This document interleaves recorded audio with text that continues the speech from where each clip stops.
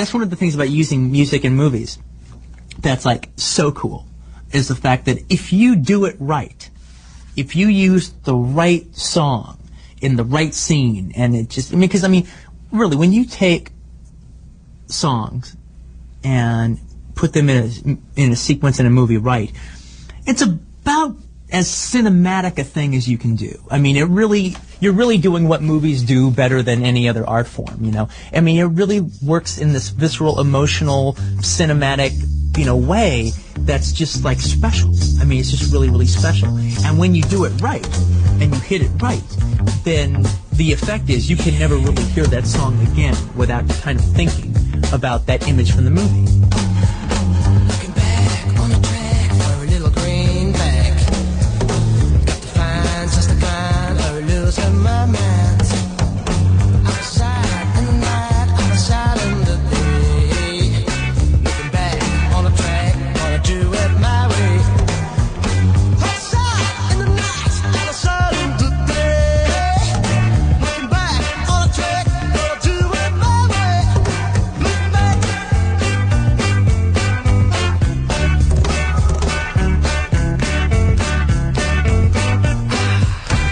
Looking for some happiness, but there is only loneliness to find. Cut to the left, turn to the right. Looking upstairs, looking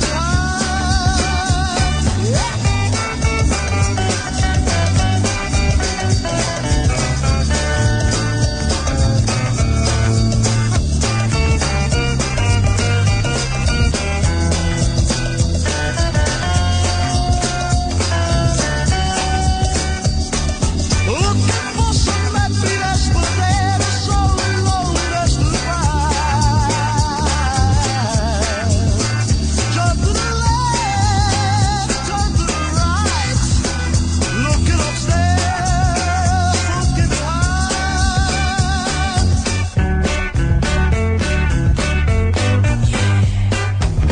Looking back on the track for a little greenback.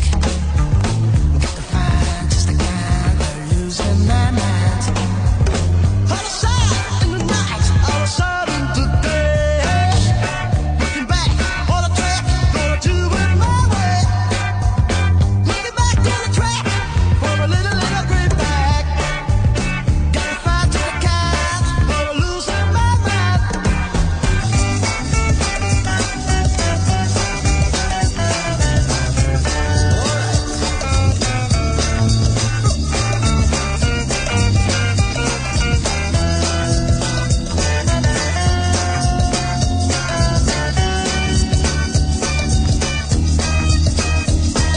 Looking for some happiness, but there is only loneliness to find.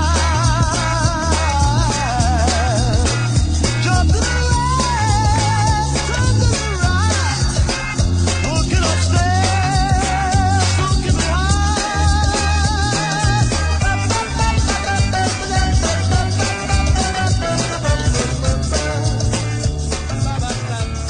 Okay, let's get down to it, boppers.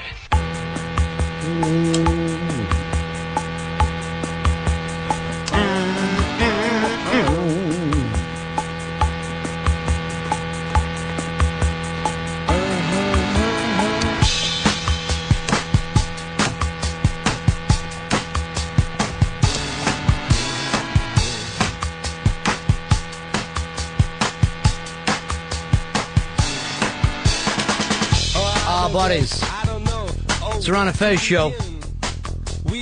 I'm going to guess Thursday, Fez? It is Thursday today. I should get a big prize then. Thursday with Ron and Fez, 866 Ron Zero Fez, 866 Ron Zero Fez.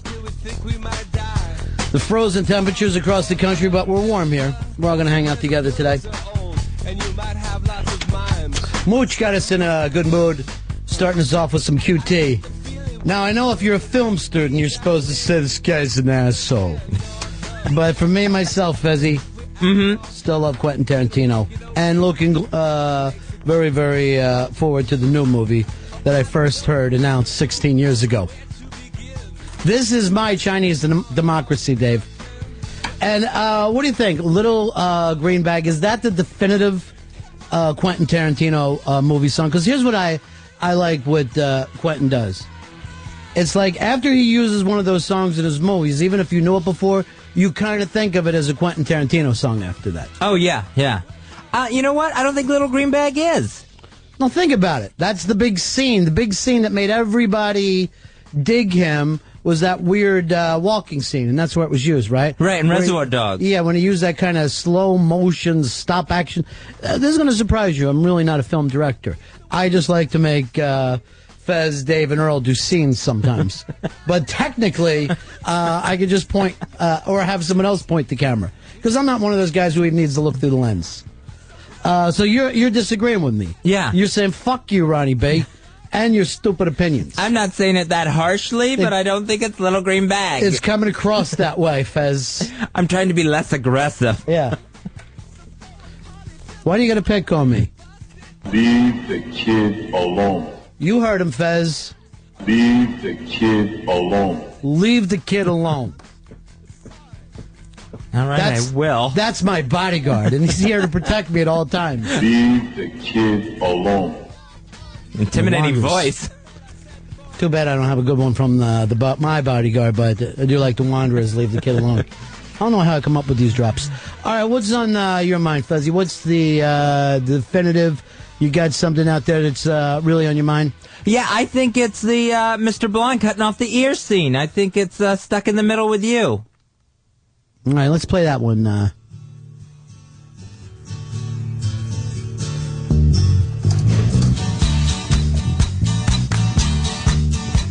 Do the dance for me, Fuzzy. You can't help but do the Mr. Blonde move. And Dave, you get in the chair like you're all scared and you've got gasoline pouring on you. I'm so scared in case I fall Off my chair, and I'm wondering how I get down the stairs. clowns to the left of me, jokers to the right. Here I am, stuck in the middle with you. No. Yes, I'm stuck in. That's all you remember? No. And then we'll put Earl on the floor going, I'm a cop. Keep the smile from my face. Losing control, yeah, I'm all over the place. Clowns to the left of me. Take both. I cut. You only cut off one ear. You can't just sit there slicing off ears one after another. All right, 866 Ron Zero Fez, 866 Ron Zero Fez. Looking for the definitive. Please. A little cowbell. It never hurts.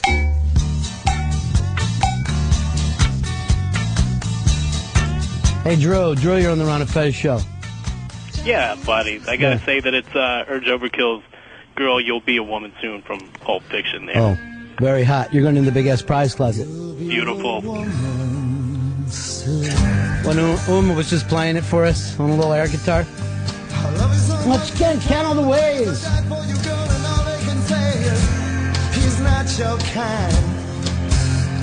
You'll never get tired of putting it down, and I never know when I come around. what I'm gonna find. Don't let them make up your mind.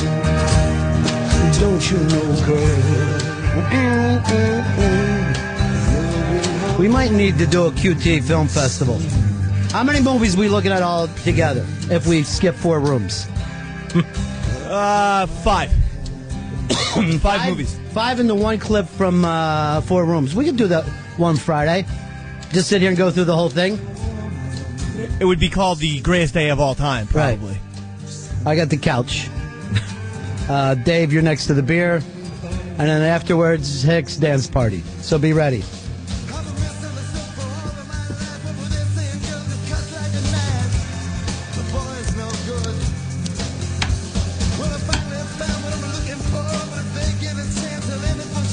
Mooch can come in and do his bad Jagger, and then Bri will drop him. Don't you know, girl? Dave, you'll be running lights, as always. I gotta get somebody on those phones in there. Here's Mike. Mike, you're on the Ron and Fez show. Hey, what's happening, Ronnie? Yeah. How about that song when Ving Rhames' character's taking it into Pooper from Zed? All right, I got news for you. In the future, you got to be able to give out titles. But this is a very good one, because if you hear this, Fez, you don't think anything but Tarantino. Right. Now, actually, the other ones that we've played so far were all kind of hits before, but this was...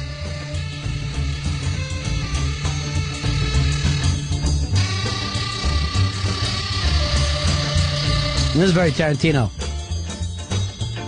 Now that's what I call ass rape music. You call all music ass rape music. This would be great to get your ass raped, too. You see a picture of Watley at his house listening to this with a teddy bear taped to his butt cheeks?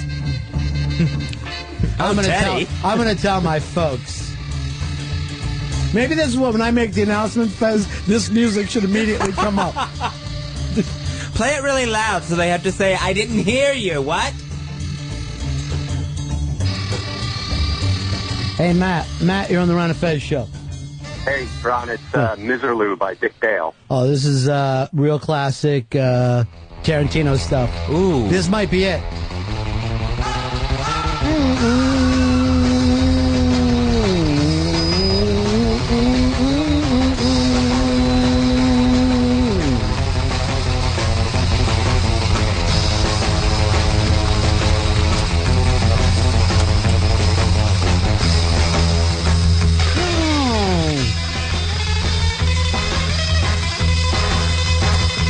Actually, I haven't watched these movies in a long time. This might be the perfect time to throw a QT party. We do it in the snow on Friday.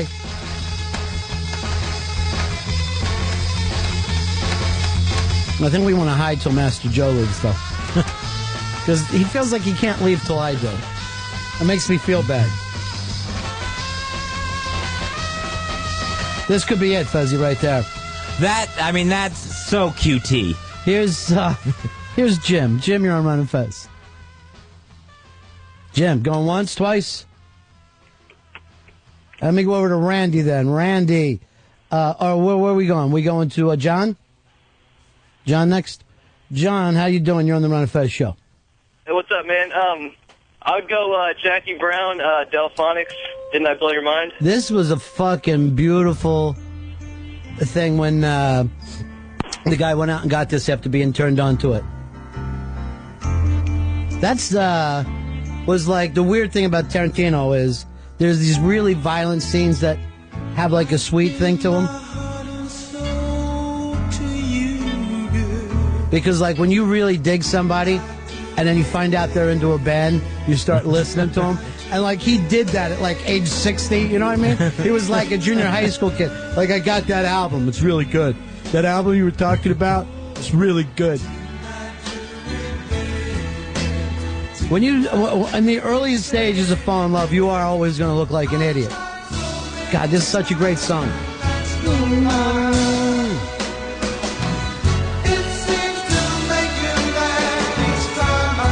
All right, strap on for this part.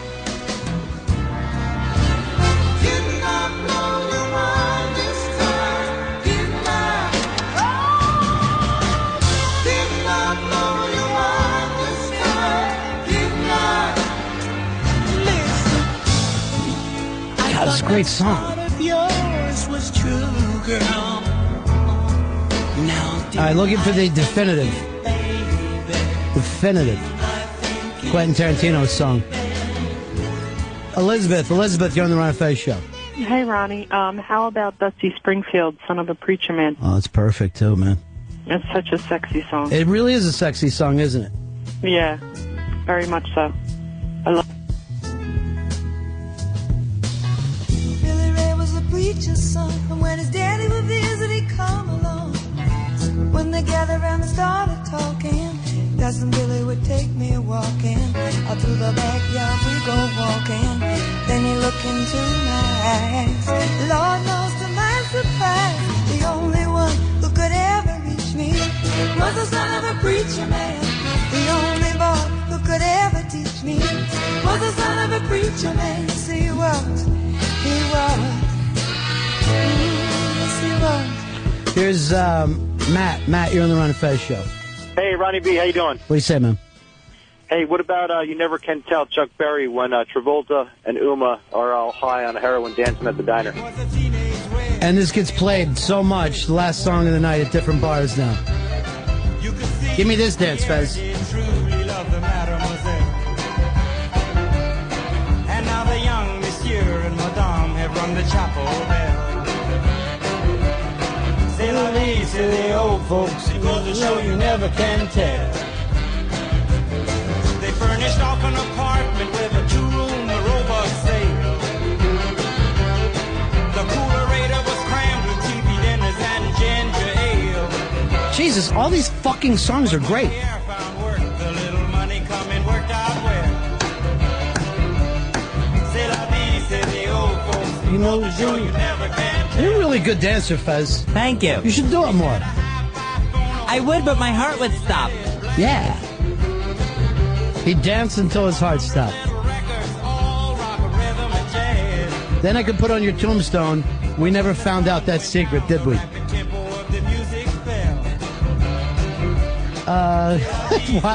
You just flop your ass back down.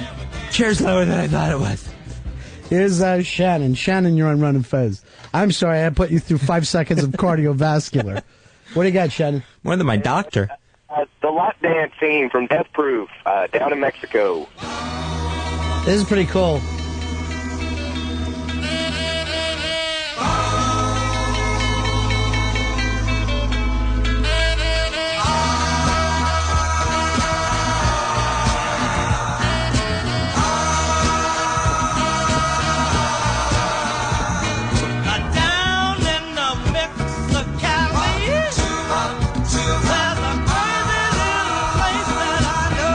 We should try to put together a Tarantino box set. I'm serious. What's that company that always does the re-releases? They always have the great box sets. Rhino? Yeah, get a hold of Rhino today and just say, first of all, send out a text. Dear Rhino,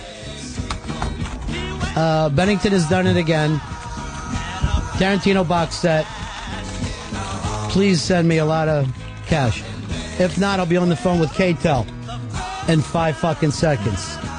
Is capital K, little T, and Tel? Yeah, and then right back to K-Tel now, right? Dear K-Tel. Dear K-Tel. Take back this Toss spa. It just gives me soaking wet towels. Delete.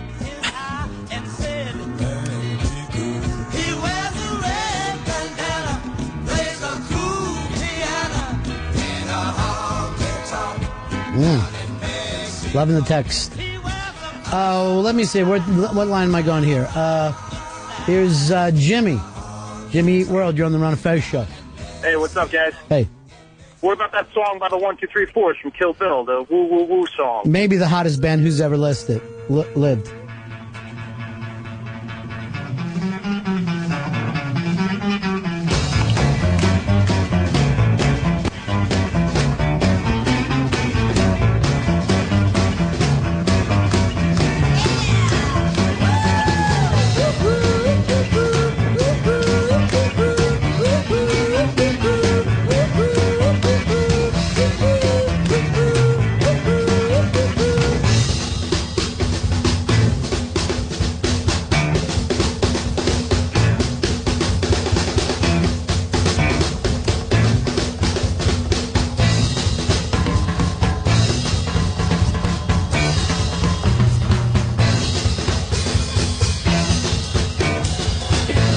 Looking for the definitive Tarantino movie song. Hey, Rick, you're on Ron and Fez. Yeah, how about Across 110th Street from Jackie Brown? This is actually one of my favorite songs. Excuse me? This is the song Earl plays when he goes home every day. He's just playing this on the train.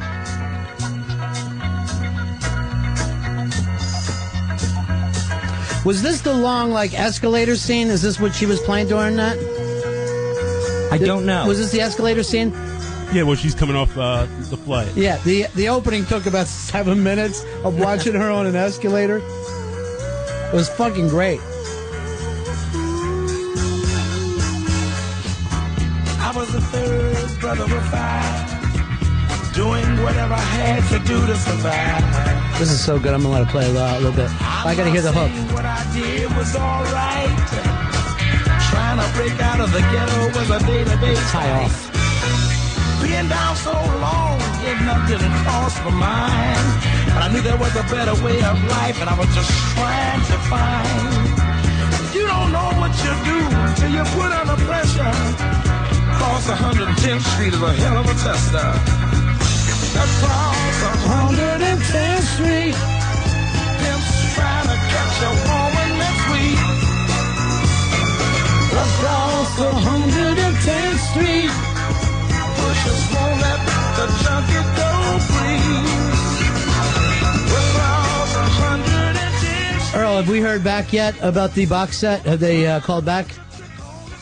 They're looking into it, but they love the idea. You just made that up. Why does everybody have to go along with every crazy thing I say? Why does everyone just have to say, let's just let whatever thought comes into Ron's head and treat it like reality. Hey, Randy, you're on Ron and Fez. Hey, Ron, it's got to be Bang Bang by Nancy Sinatra. He brought this back in a big way to a whole new generation. This is a sick fucking song, too. I was 5 and he was 6. We rode on horses made of sticks. He wore black and I wore white. He would always win the fight. Bang, bang, he shot me down. Bang, bang, I hit the ground. Bang, bang, that awful sound. Bang, bang, my baby shot me down. Now, here's the weird thing about this. Before the movie, you never would have thought, oh, this is a really hip song. It never would have got fucking added to your iPod. It wouldn't have happened. That's what's fucking cool about Tarantino. When I grew up, I called him mine. 6, He would always laugh 3. and say, Here's Pat. Pat, you're on Ron and Fez. Hey, what's going on, Ronnie? Hey. A little obscure tune, but Chick Habit by April March. Great song that he brought back out of nowhere. Give out the movie for people. Death Proof. This is great. Hang it up, daddy, or you'll be alone in a quick. Hang up the chick habit. Hang it up, daddy, or you'll never get another fix. I'm telling you it's not a trick. Pay attention, don't be sick, or you're liable to get licked. You're gonna see the reason why when they're spitting in your eye. They'll be spitting in your eye. Hang up the chick habit. Hang it up, daddy, your girl's not a tonic or a pill. Hang up the chick. Hey, Chris, you're on Ron and Fez. What's the definitive Tarantino movie song? This one was great. I love this one. It's kind of a messed up scene when, what's his name, Jackson shoots the other guy. It's Strawberry Letter 23 by the Brothers Johnson. This is so great, man. Yeah, later, guys. And wasn't there even a scene where, like, he shut the door of the car and it got lower, and then when he got back real in? Quiet. Yeah. He drives around the back, opens the trunk, shoots him, and then that's the end of the scene. I know, and the person he shoots in the trunk at the time was like America's favorite comic. It's a great song.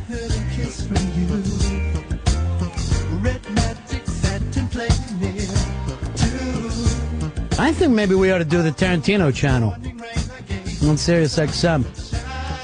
We'll put it on 202 XM and Sirius 197.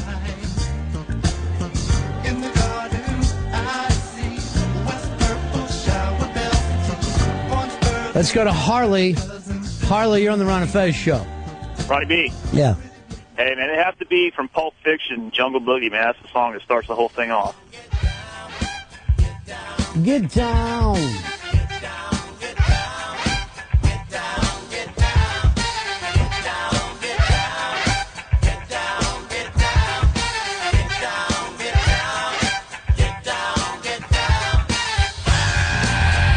It's fucking great.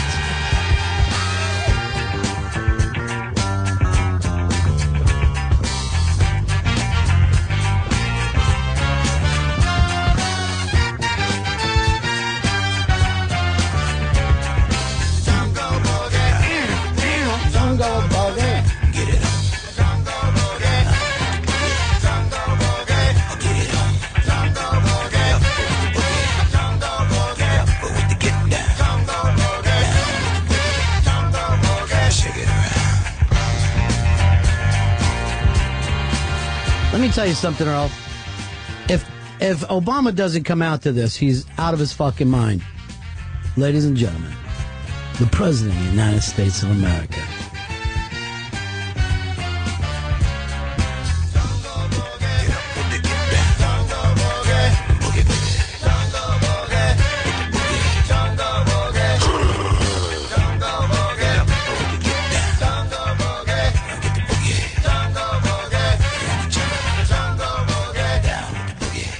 Hey, Ed, you're on the Ron and Fez show looking for the definitive Quentin Tarantino song.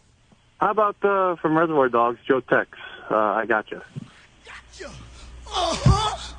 This is the beating up the cop scene. You try to sneak by me now, didn't you?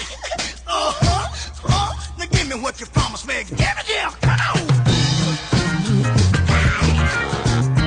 Good God.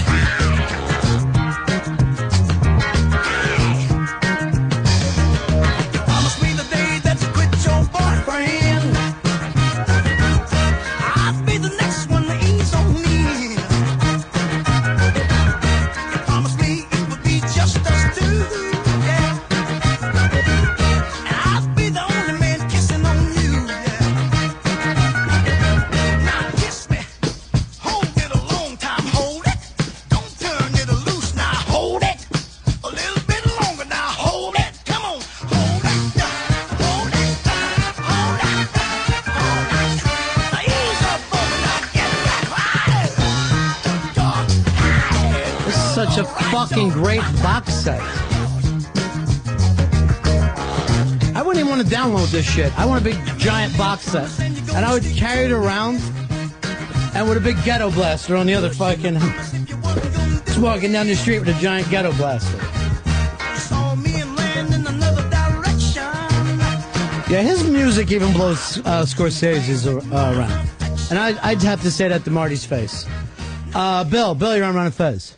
How's it going, guys? Good. How about Baby It's You off of Death Proof by Smith.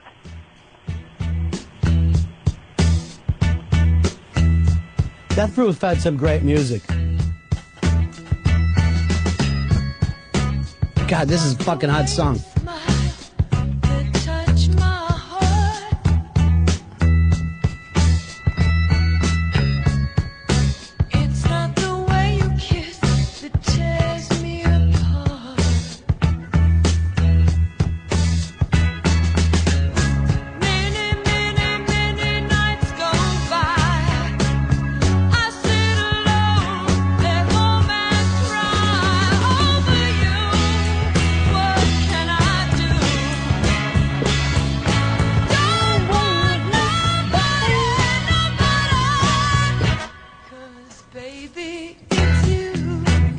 I just want fucking Tarantino to send me a mixtape.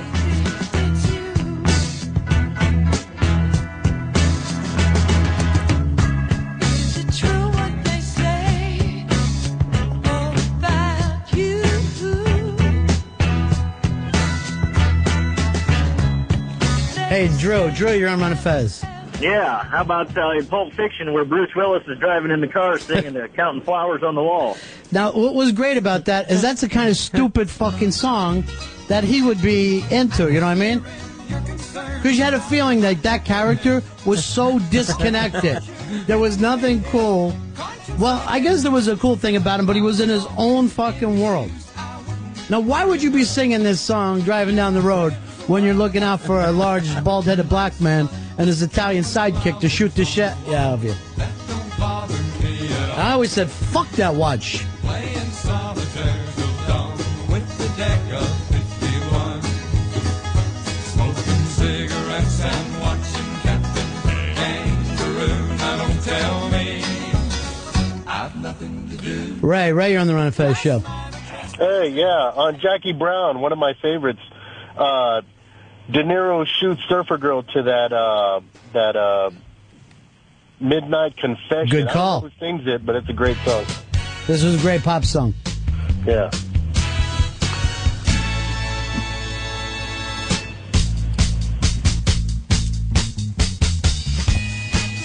And he just shot her without any fucking thought. Just like a main character who we kind of got to know in the movie. And she didn't even have like a big death scene. Just like, you're annoying me, bang. You took care of her? Took care of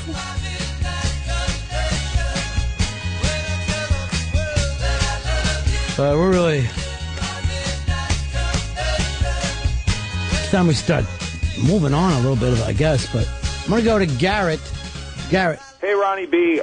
In Death Proof, there's this great song where Kurt Russell just about kills these 4 women to a song called Hold Tight by Dave D, Dozy, Beaky, Mitch, and Great. Mitch. This is it. And Dave D died a couple days ago, actually.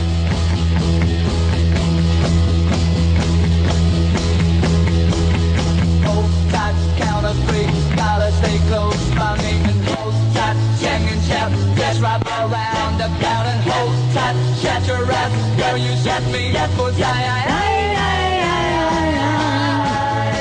forget the other guys, you'll never fall, each time you call, hold tight, hold tight, hold tight,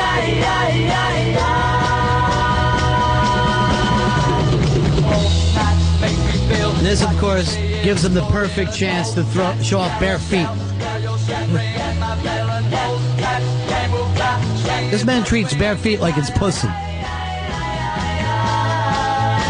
We're gonna make the sky. You'll never fall.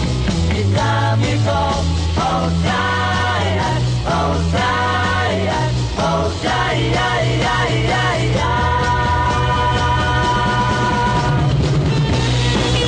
Hey, what's that car coming at us?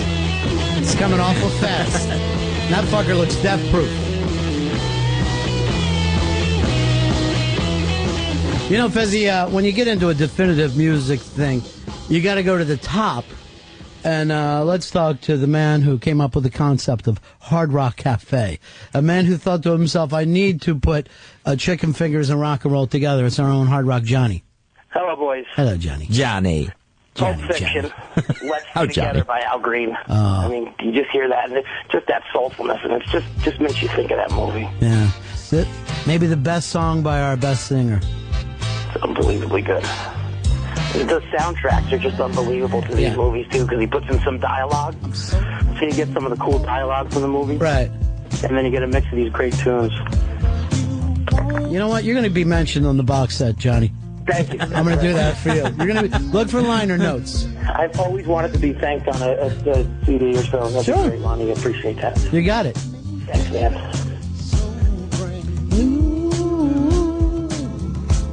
What a great line. You make me feel so brand new. Another great love line. You make me feel brand new. What fucking nicer thing could you say to a girl who's got a hold on you? Since we've been together, ooh, loving you forever. All right, listen to this part right here. It's what I need. You be the one you come running to.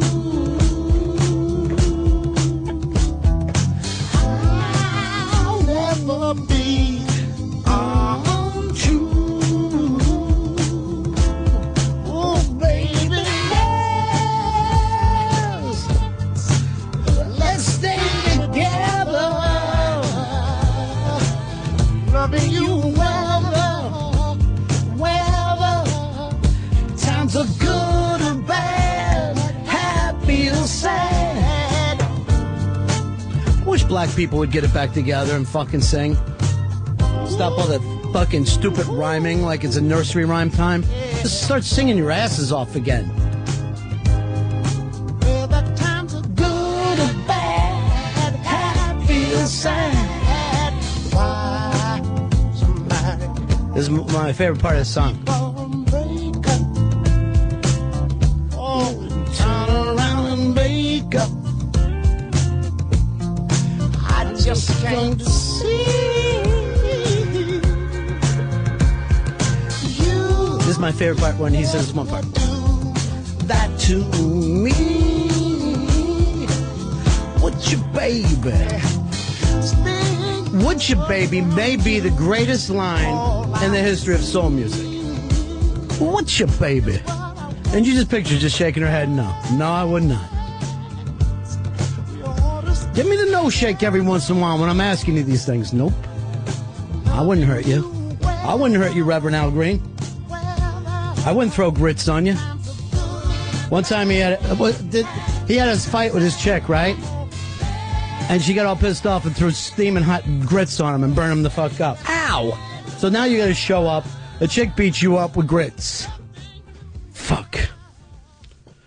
You know, and that later's going to be, Your Honor, she burnt me with grits. That's the kind of shit that should be on the daytime judge's show. I can't go on like this, so I would just do the rest of the show this way. Ron and Fez show, 866 Ron Zero Fez, 866 Ron Zero Fez. And this reminds you of the power of the mooch. One opening song and it changed your entire day. Yeah, it's fucking snowing outside. It's cold outside. It's got nothing to do with us. We're in warm with QT. Mooch and Paxi have a beautiful party coming up this Saturday night. This Saturday, starting about 9 o'clock at the Crow's Nest Bar, 2nd Avenue in New York City, between 93rd and 94th Street, celebrating the marriage of Mooch and Pixie. Right, and remember, we're 9 minutes from the next one. Now, the marriage of Mooch and Pixie was what we thought we were celebrating, but you got in our kitchen because this is your Sweet 16. This is the time for New Watley. Yeah, because my parents are getting into town tonight. What time? It's supposed to be about like 7 o'clock, 7:30, something like that. Which airport? JFK. Let me get a banner up over there. Your son is a... Just put mission accomplished up there. And I'll be bringing him to the party on Saturday. I am a nervous wreck about this. Yeah. But Ronnie, since I couldn't do it over the holidays, is going to reveal my secret for me to my parents. And then this is the important part, people. If you're going to be at the Mooch and Pixie party, please start just cheering and applauding whether you feel it or not. Just make it a positive experience for me and my family. Mooch was asking if he could YouTube this or Pal Talk it. And I don't know yet. But you know what, Fezzy, it's going to go great. This is a 5 to 9. This is a 5 to 9. It's going to happen for you. All right? Well, if my 5s and 9s are involved, I should be fine. No, you said you were going to go talk with your head shrink about this last night. You're a crazy person. You see how many psychiatrists a week? I have 2 that I see just about every week, and I did have a group. So, but yeah, 2 psychiatrists, 2 therapists. Yeah. And between that, it's 3 days? Yeah, 3 days a week. 3 days. And you we're supposed to look into that secret group. I've got a secret group.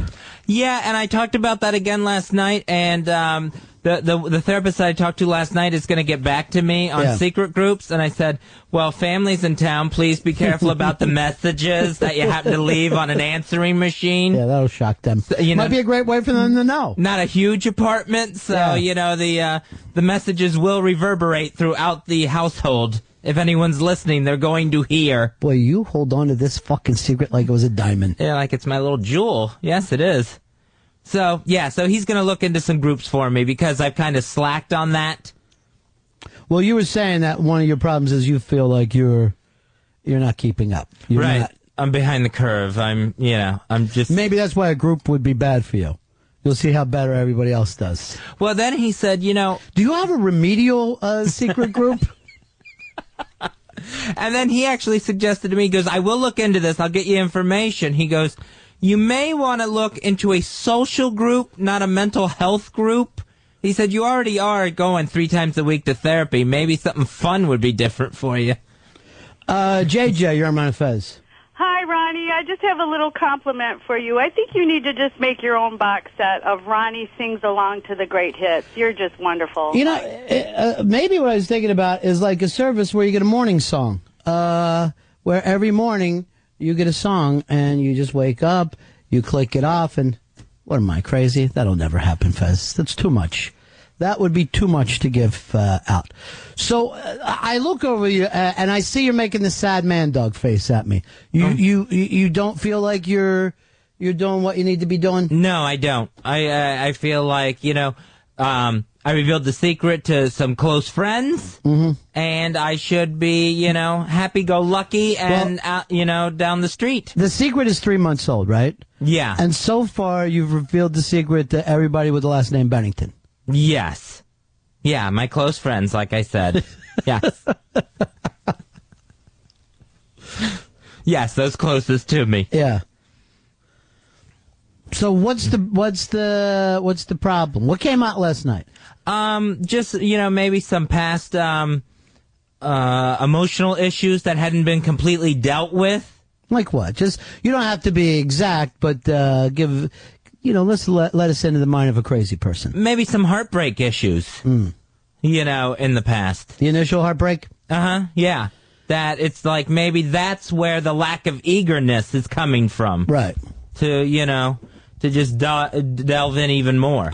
So the point is, there was a little somebody that you thought that after, was it after you were separated from that person, you thought to yourself, wow, maybe I do have a secret? Or before? Well, I mean, the secret was always there. At that point, I had realized the secret, but didn't realize what I had gotten myself into with that person. You know what I mean? Emotionally. Right. Didn't realize it was that big of a deal. Didn't realize it was that important to me. Right. Until, after. Until we moved. So, all right, so I'll give you a timeline here. So, Fez, you had a secret. All these years, which you denied wholeheartedly to everybody who asked you. Yeah, denied completely, and then just probably up until maybe, I'd say maybe 6, 7 years ago, finally came to grips with it and said, all right, this is it, but it's going to be my secret. Right, and even like when you've thought about it, then and that's when you start to pray, please, Jesus, don't let me have a secret. Yeah. Poor bastard. All kidding aside. I mean, every day. Right. Because you were ashamed? Yes. Ashamed. Felt wrong. Because of the upbringing, the Christian values? Yeah. So. And also, like, give me a break. Right. This is too much. Right. Take this away. Right. Not like people who get cancer or any other disease. You had another disease. You felt good about what you had. And something that made you feel good, but then when you felt it and you thought about it, it made you feel bad. Yes. Yeah. All right. So. But, just so everyone knows, with my mindset, if I have to take out the garbage, I pray to God to please remove this burden from my life. Please, God, suck this garbage through the window and up into the sky. Let me open my eyes and the can be empty. Yeah. Wait a minute. Your can's never empty. All right, so now the shrink, does he think that that other people have gone through this before, right? I mean, there has to be people, like I'm sure some people at an early age go, hey, I have a secret and it's great. By the way, I just got a Boy George album. Now, other people go, no. I so much don't have a secret. I'm getting married and having kids. Which would have been, even worse.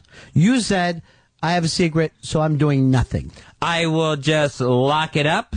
I won't, there will be no secret discussion, even in my own head. We will just put this away. Right.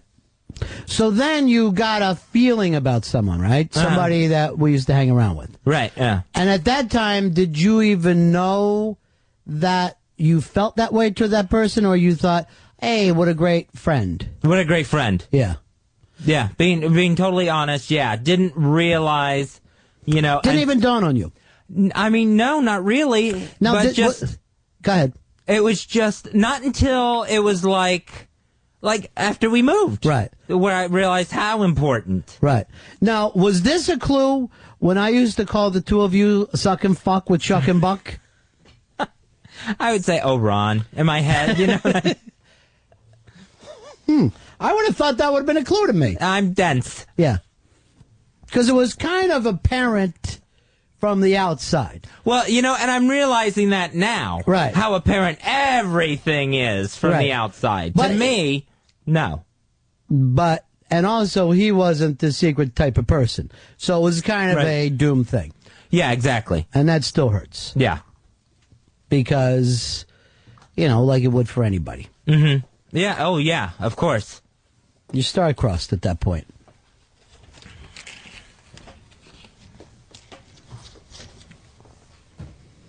So that's, and I kind of got deep into that last night with the with last night's therapist.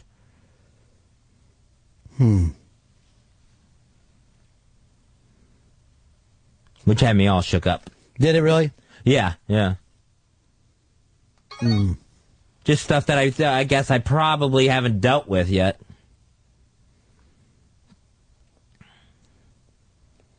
And need to. That was a good message. So then, so you had this thing that you thought was just, hey, it's blah, blah, blah. But then... And you know what? Also, it's another thing that I guess added to my naiveness about this. Naïve. Naïveté? Is that it? Naïveté? How's that pronounced? I always thought there was a V in there, naivete. Oh, that's crazy. I could get no help. I thought it was naivety. Forget it. Doesn't matter. Let's nativity. change it. It's not nativity. Let's change it to stupidness. What added into my stupidness, into my retardation, I was like, I had tied 9/11 into it. What? Yeah, like, you know what? This is a close friend that I made after 9/11. I felt tied into the city. You know what I mean? Like that. I thought that's why it felt more than normal, or right. You know what I mean? Am I making any sense? Well, I mean, I honestly, when I have those feelings, I know what they mean, but I'm not trying to push them away. I think when you try to push away feelings, and then particularly when you have, doctors working on you on other things that are just false because you didn't want to say exactly what was bothering you, then the whole thing just becomes this fucking tangled up knot of, stupidity. Right. All right, this is all going to end Saturday night. We're going to get out of this. At the Mooch and Pixie Party. Crow's Nest Bar, 2nd Avenue. Here's Ray. Ray, you're on the Ron and Fez show. Hey, guys. It's a simple English word. It's naivete. Naivete. Naivete. That sounds like a soap. Yeah, it's not the way any of us said it. Big ass prize closet, unless we find out you're right. You're not right. And then here's Wayne. Wayne, you're on Ron and Fez. Hey, Ronnie B., thanks a lot for your time. First of all, you know I'm not calling you a rat or a snitch or anything like that. That's got to be the second or third worst thing you can call a man. But if Fezzy really checked out back there while he was dancing, would you really not tell us the secret? I mean, we really got to know the secret, my man. Well, I'll leave that up to Fez. Fez, if you died, would I be able to tell the secret? You know what? I'll go ahead and say yes. Hey, you might get killed. As long as I'm dead, yes. I'll tell you what. If Saturday doesn't happen, consider you got a contract out on your life with Ronnie B. Just think of it that way. And that doesn't mean the next day you get whacked. It's just out there. Sure. I'll have some young G-banger fucking put two in the back of your head for half a rock. I would appreciate it if you didn't. You don't know. Even the talk of contracts on me. But that might help keep pushing you in the correct position, because this time you're going to do it, right? Yeah. This time it happens. Yeah. You blew Christmas. All right. Not in a bad way, but yes. That's not bad, dude. Stop acting like it's bad. Nothing's bad. So, but yeah, parents come into town this evening, and they will be at the party on Saturday. Well, that's going to be awkward. By the way, this is a picture in Queertown of Beanie and Patty Cakes. That's Dave's parents. By the way, Dave, your father's a very attractive man. Extremely attractive man. Thank you very much. And here they all are out at a big gay bar in West Hollywood. And big birthday party. This is Dave's brother writes about this. Now my parents are actually in West Hollywood in a gay bar with my gay and straight friends, watching me kiss, hug, and hang out with my people, as it were. I didn't realize until later that Pat and Beanie didn't flinch. In fact, they were whooping it up, talking with everyone, and really enjoying themselves. And let's face it, if you've got booze, there you go. But I will say this about Patty Cakes and Beanie. People always, what do you, great parents, what are great parents? Love your kids. That's it. Just love your kids. Now, did they Your know? kids off at some gay bar? Great. Why don't you go out and have cocktails with everybody? Oh, so they knew they were going there. They just didn't happen to run into each other. You're an asshole. It was Here's what you don't realize. Who does Dave's brother remind you of? I think he looks like the original Secret. Oh, really? Yeah. Let me look again. It's so true. He looks like him. Oh, that's the same haircut and everything. The same haircut, the same square head. Yeah. He's a little more age appropriate for Fez. Fez doesn't want age appropriate. No, That's I part of don't. his problems. Sick fuck. That keeps me from having to cross the street on school zones. Just stop it. What? If you can't get a line out, stop it. Give it back here. What about Flipper? Was he a secret? All right, 866 Ron Zero Fez. 866 Ron Zero Fez. Because we used to think that. Ass. Yeah, because there was no reason for you to be hanging out with him. You know what I'm saying? Uh huh. Oh, probably. I'm sure. So you don't even know. At that point, no. I mean, I would have to look back. And looking back just 5 years, almost had me on a ledge last night. Really? You put on one of your ex? I mean, yeah. Oh, just melting down in the office. You ever think about giving up? Just fucking drinking Drano? No, I haven't thought of that. That hasn't come across my mind. You know what I want you to do one night? Stay over at night at Aunt's house and let him put fucking big hole in the back of your head. He'll do it for me. And for you. Everyone's going to know who did it. By the way, I see those handguns, and I don't even know. We would not be able to have a fucking open casket. And I think that's even if he hit you in the knee. It would ricochet around there so much it'd blow your face out. They're practically cannons with triggers on them. Hey, you know something, dude? White people are so scared of black people. If we're being accepting of you, you got to be accepting of Earl. Triggers. White people are so scared of black people. Faggots. Hey, here is Michael. Michael, where are you going? Hey, Ronnie. Just catching my breath. Yeah. I got an itchy bum for you. Yeah. Ricardo Montalban having sex with Earl's mother. Oh, yeah, Ricardo Montalban, dead. Sorry to hear that. It's going where everyone dresses like him. Completely white suits. Wasn't that the Cheers theme where everybody dresses the same? So everyone knows your name. Oh, really? Yes. Always sang that where everybody's dressed the same. It's our buddy Dino. Dino, how are you? Hey, boys. Thanks for taking my call. What else am I going to do? I'm at work. Quick question. Is Fez's parents aware that he has a secret on Saturday, or is he just going to kind of blindside him with this news? All right, 8 minutes down. Fezzy, they don't know about the announcement. No, they just know that there's an event Saturday. Oh, God.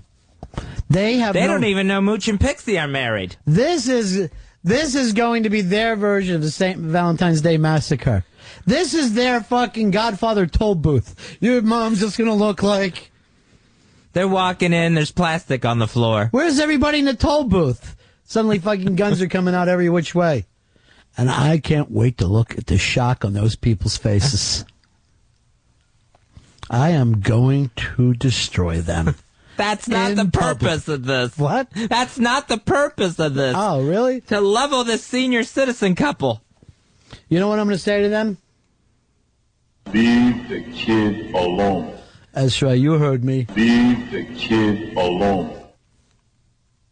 Leave the kid alone.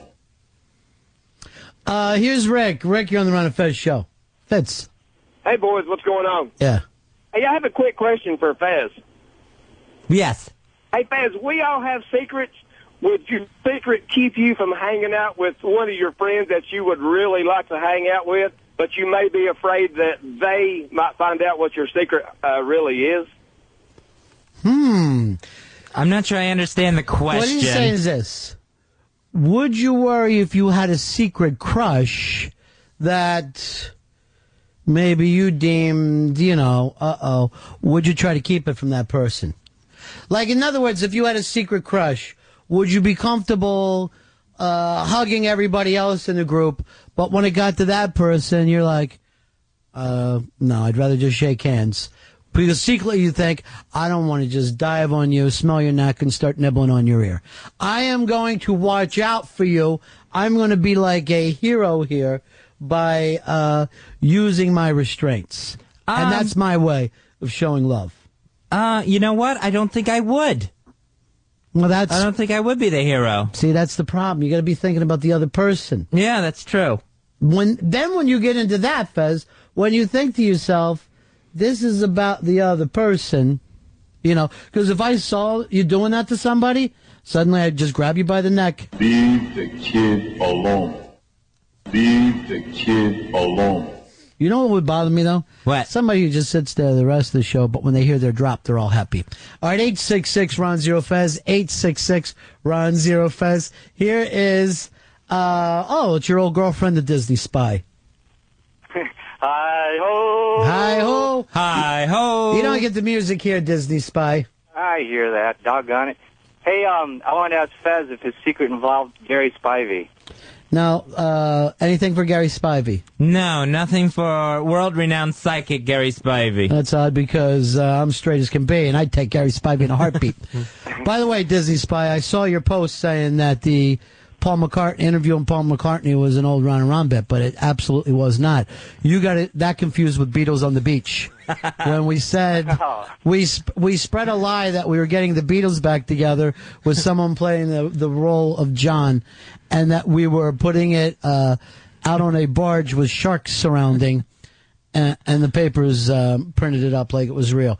Now, at that time, that was considered funny. Who knows? Isn't it funny the way life changes? All right, 866-RON-0-FEZ, 866-RON-0-FEZ. There's Sam from the Sam and Dave show. Sam, I want you on 50 States of Confusion this Sunday night. You and your friend Dave, I want you to sit in with me and Fez. We'll do it this Sunday night, 50 States of Confusion.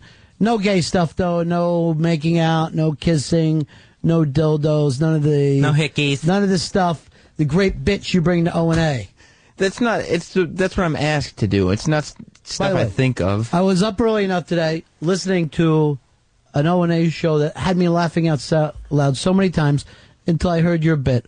What a stick in the spokes of the O&A show. What bit was that? Whatever your stupid gossip thing was, it was good. All about yourself.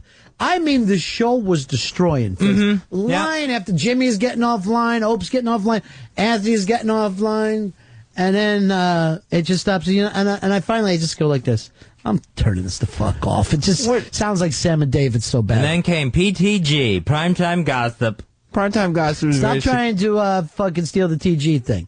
What's the TG? H. Yes, that's right. No, it don't stands play for that game. Time Gossip. I don't want change it. Change it to something else. Dave, you of all people. I agree with you, and I apologize. Thank you. It's a popular segment. Is it? Yeah. I want a poll put up whether that segment is a show killer, because it felt like a show killer to me. And nothing against you. Well, it seems like, because that's something I write and produce. And oh, all right, then it's against you. Oh. Yeah. Well, it's just something we go to break with. It's not like right, but it just doesn't have the weight of the rest of the show. It feels a little too light for me. What do you mean light? I mean, it's like you're going out for a wonderful meal, and then somebody just gives you a fucking cheese stick in the middle of it. You know what I mean? I'm sure there's places in life for cheese sticks, but this is not it.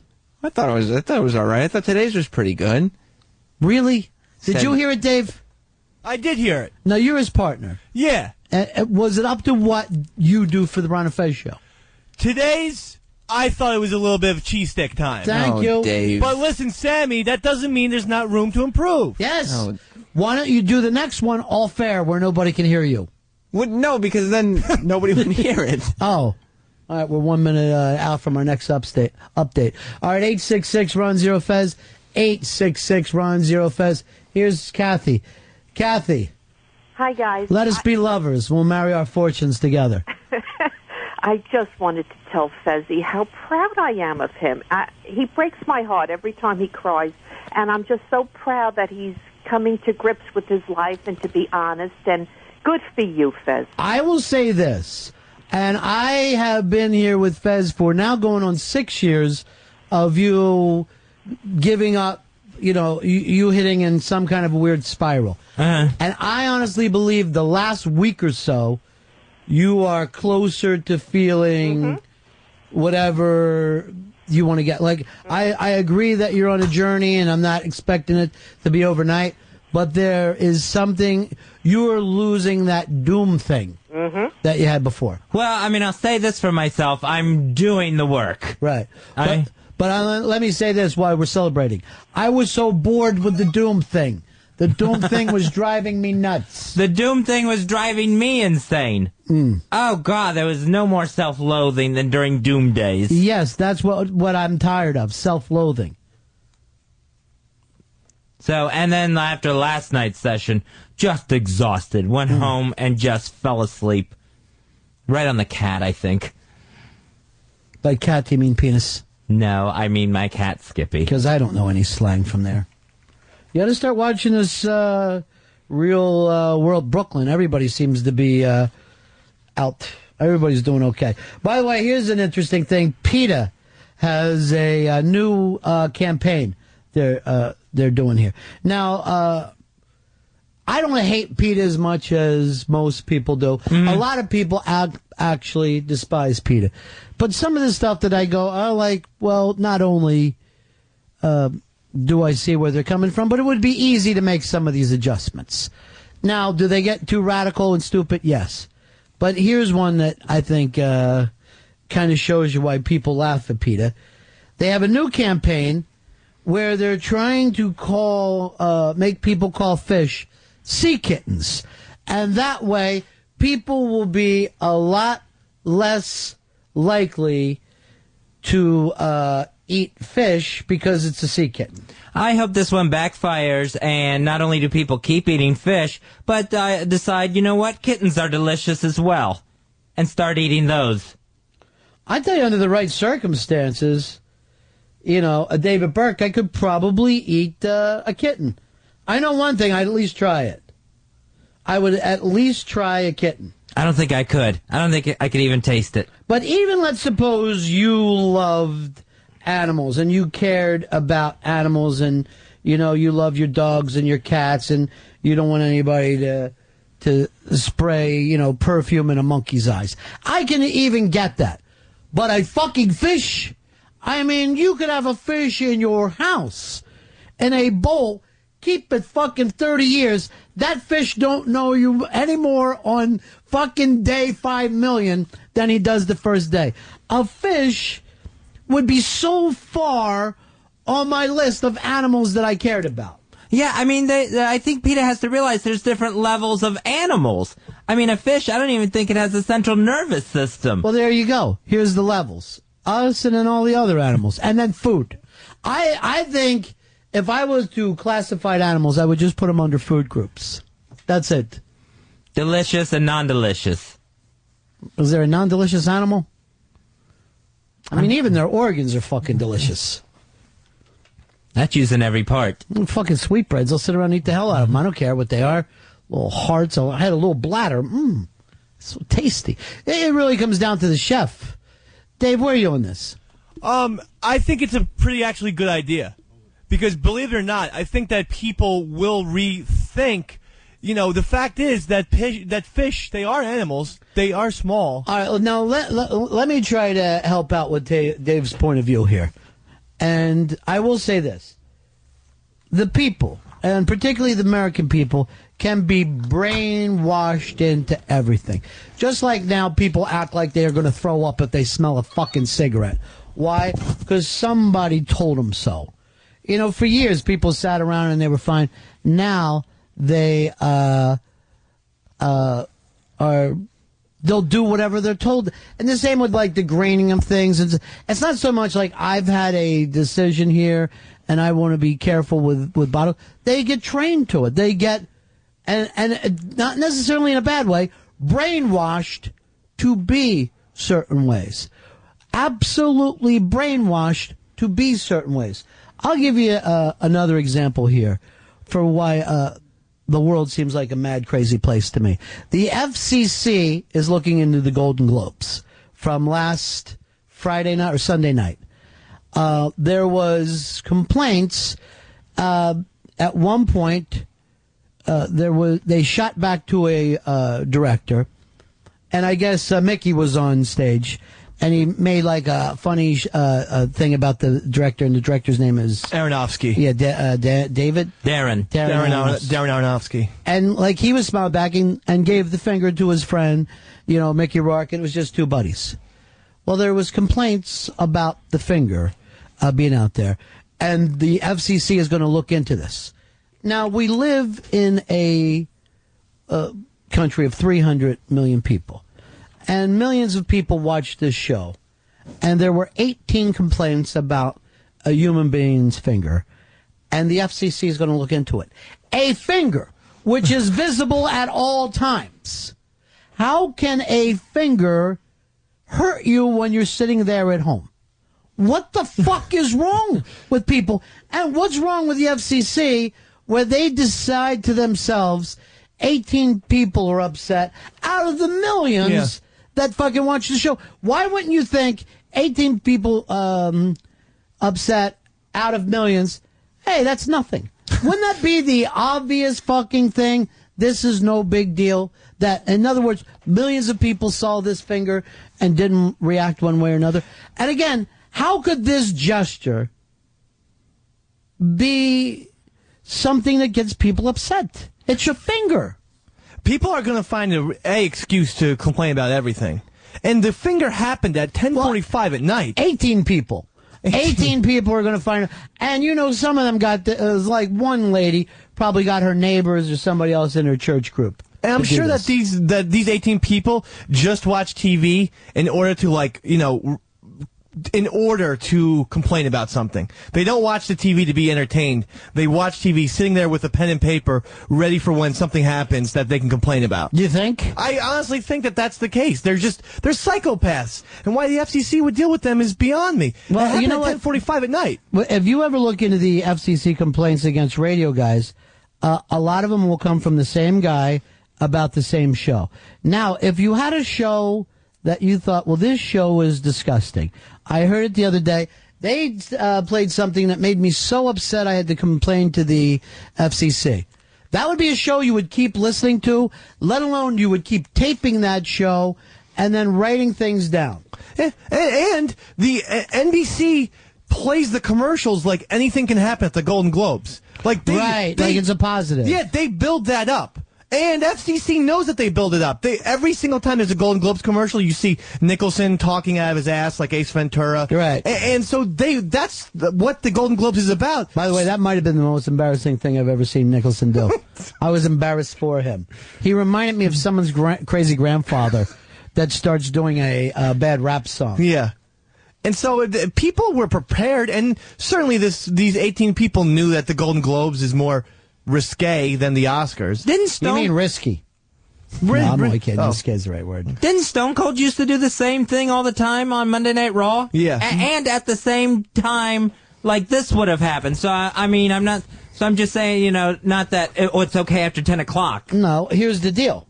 Nobody was complaining about Stone Cold. They don't care if something happened or not. Right. They care if someone complained. Now, there's really nothing else to compare to that. Like, someone makes a formal complaint and then the law gets involved.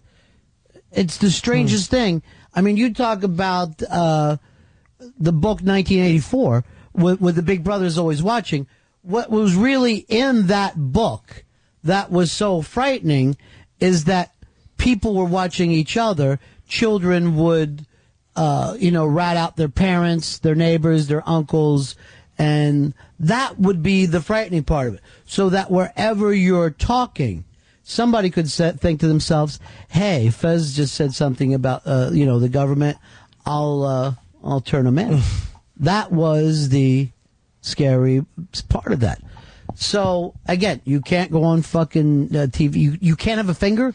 Why isn't that finger disgusting to people all the time? Why don't we just have little gloves that we wear over the middle finger? And what other physical gestures can't we do? Can we not do the chin thing where people go like that, like underneath their chin with their forehand? All right, this is what always kills me. When things catch on by the time, like even newscasters, and they'll go like this. Well, the weather's bad tomorrow. That just sucks. Well, what do you think sucks means? It doesn't mean sucks eggs. It means sucks dick. So every time you say something sucks, you're saying sucks cocks. And even the word wussy will be used on the news. Well, he said that President Bush is a wussy.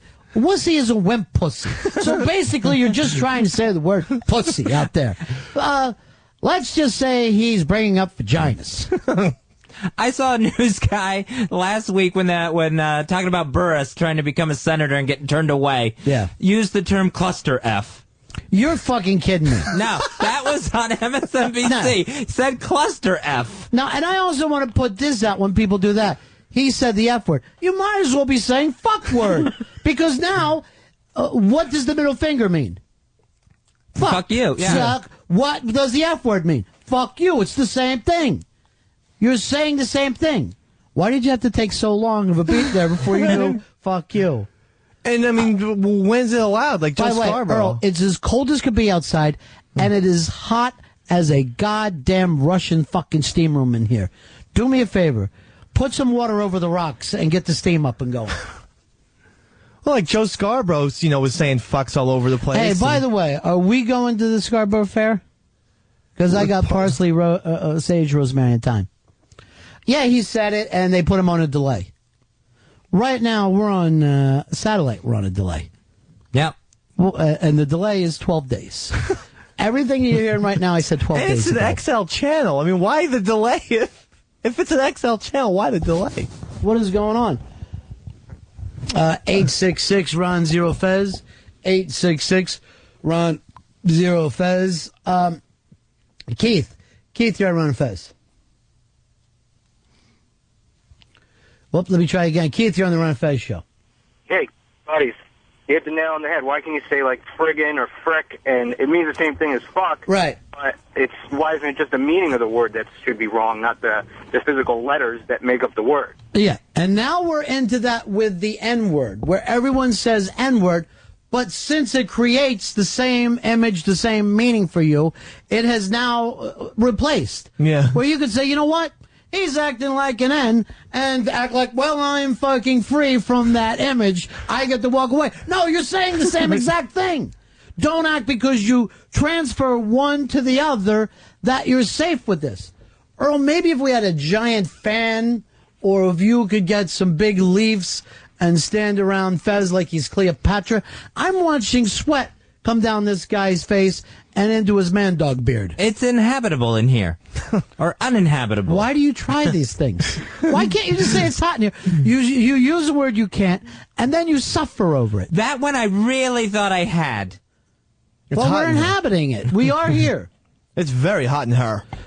It's getting hot in here, so take off all your clothes. I am so hot. I'm gonna take those. I hate that guy. Oh. I just despise him. Here is Tony. Tony, you're on the Ron and Fez show.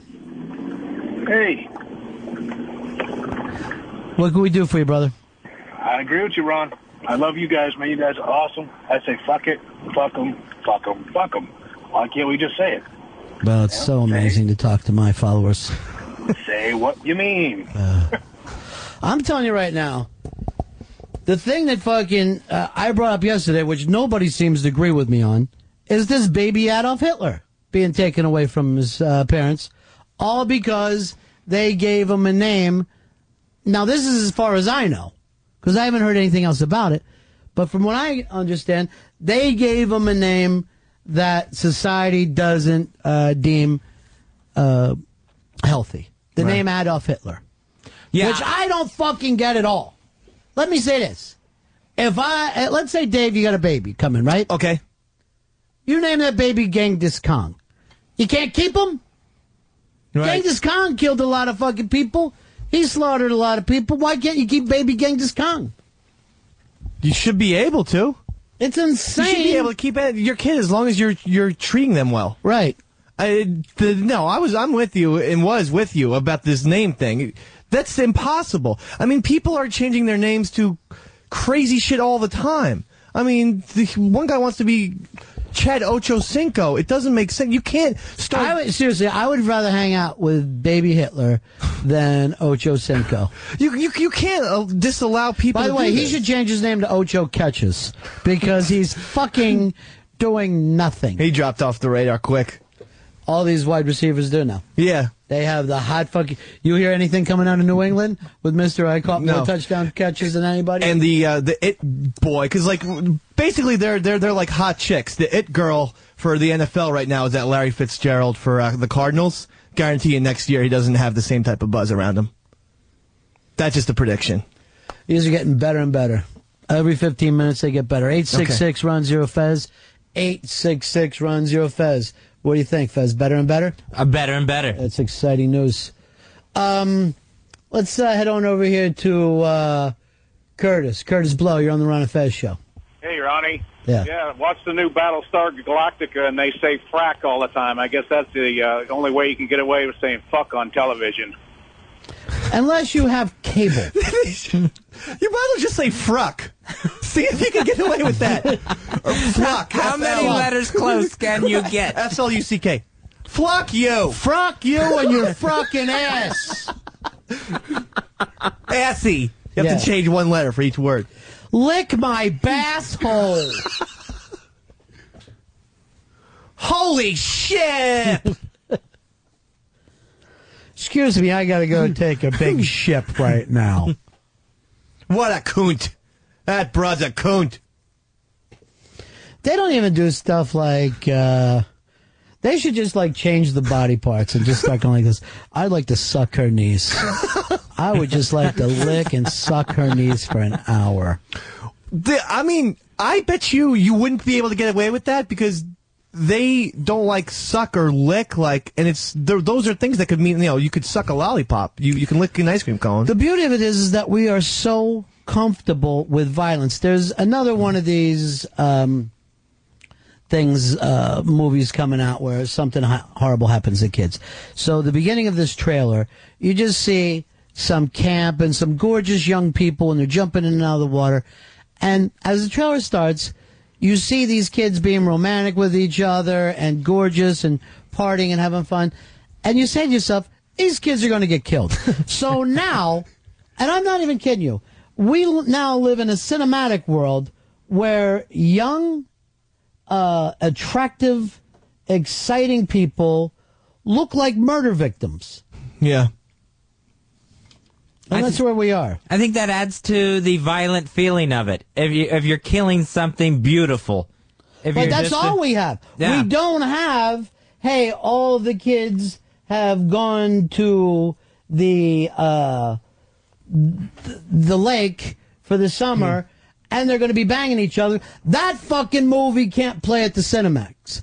Right. But if you take those kids and you put them through a buzzsaw and you put a drill in their eye, try to get my thing back up. It's driving me fucking crazy. That movie can play. That can open on 1,000 screens, and we got Saul, and, you got people like Hicks going, oh, she's so hot. When she was naked and they fucking sawed their legs. You know what I mean? Like, they're confusing sexuality with violence now, and the problem is us. Our society has made that for younger people. If you need to see a sexual scene, be ready for the fucking blood and guts. We are sick. Well, if someone punched somebody else at the Golden Globes, there wouldn't have been one complaint.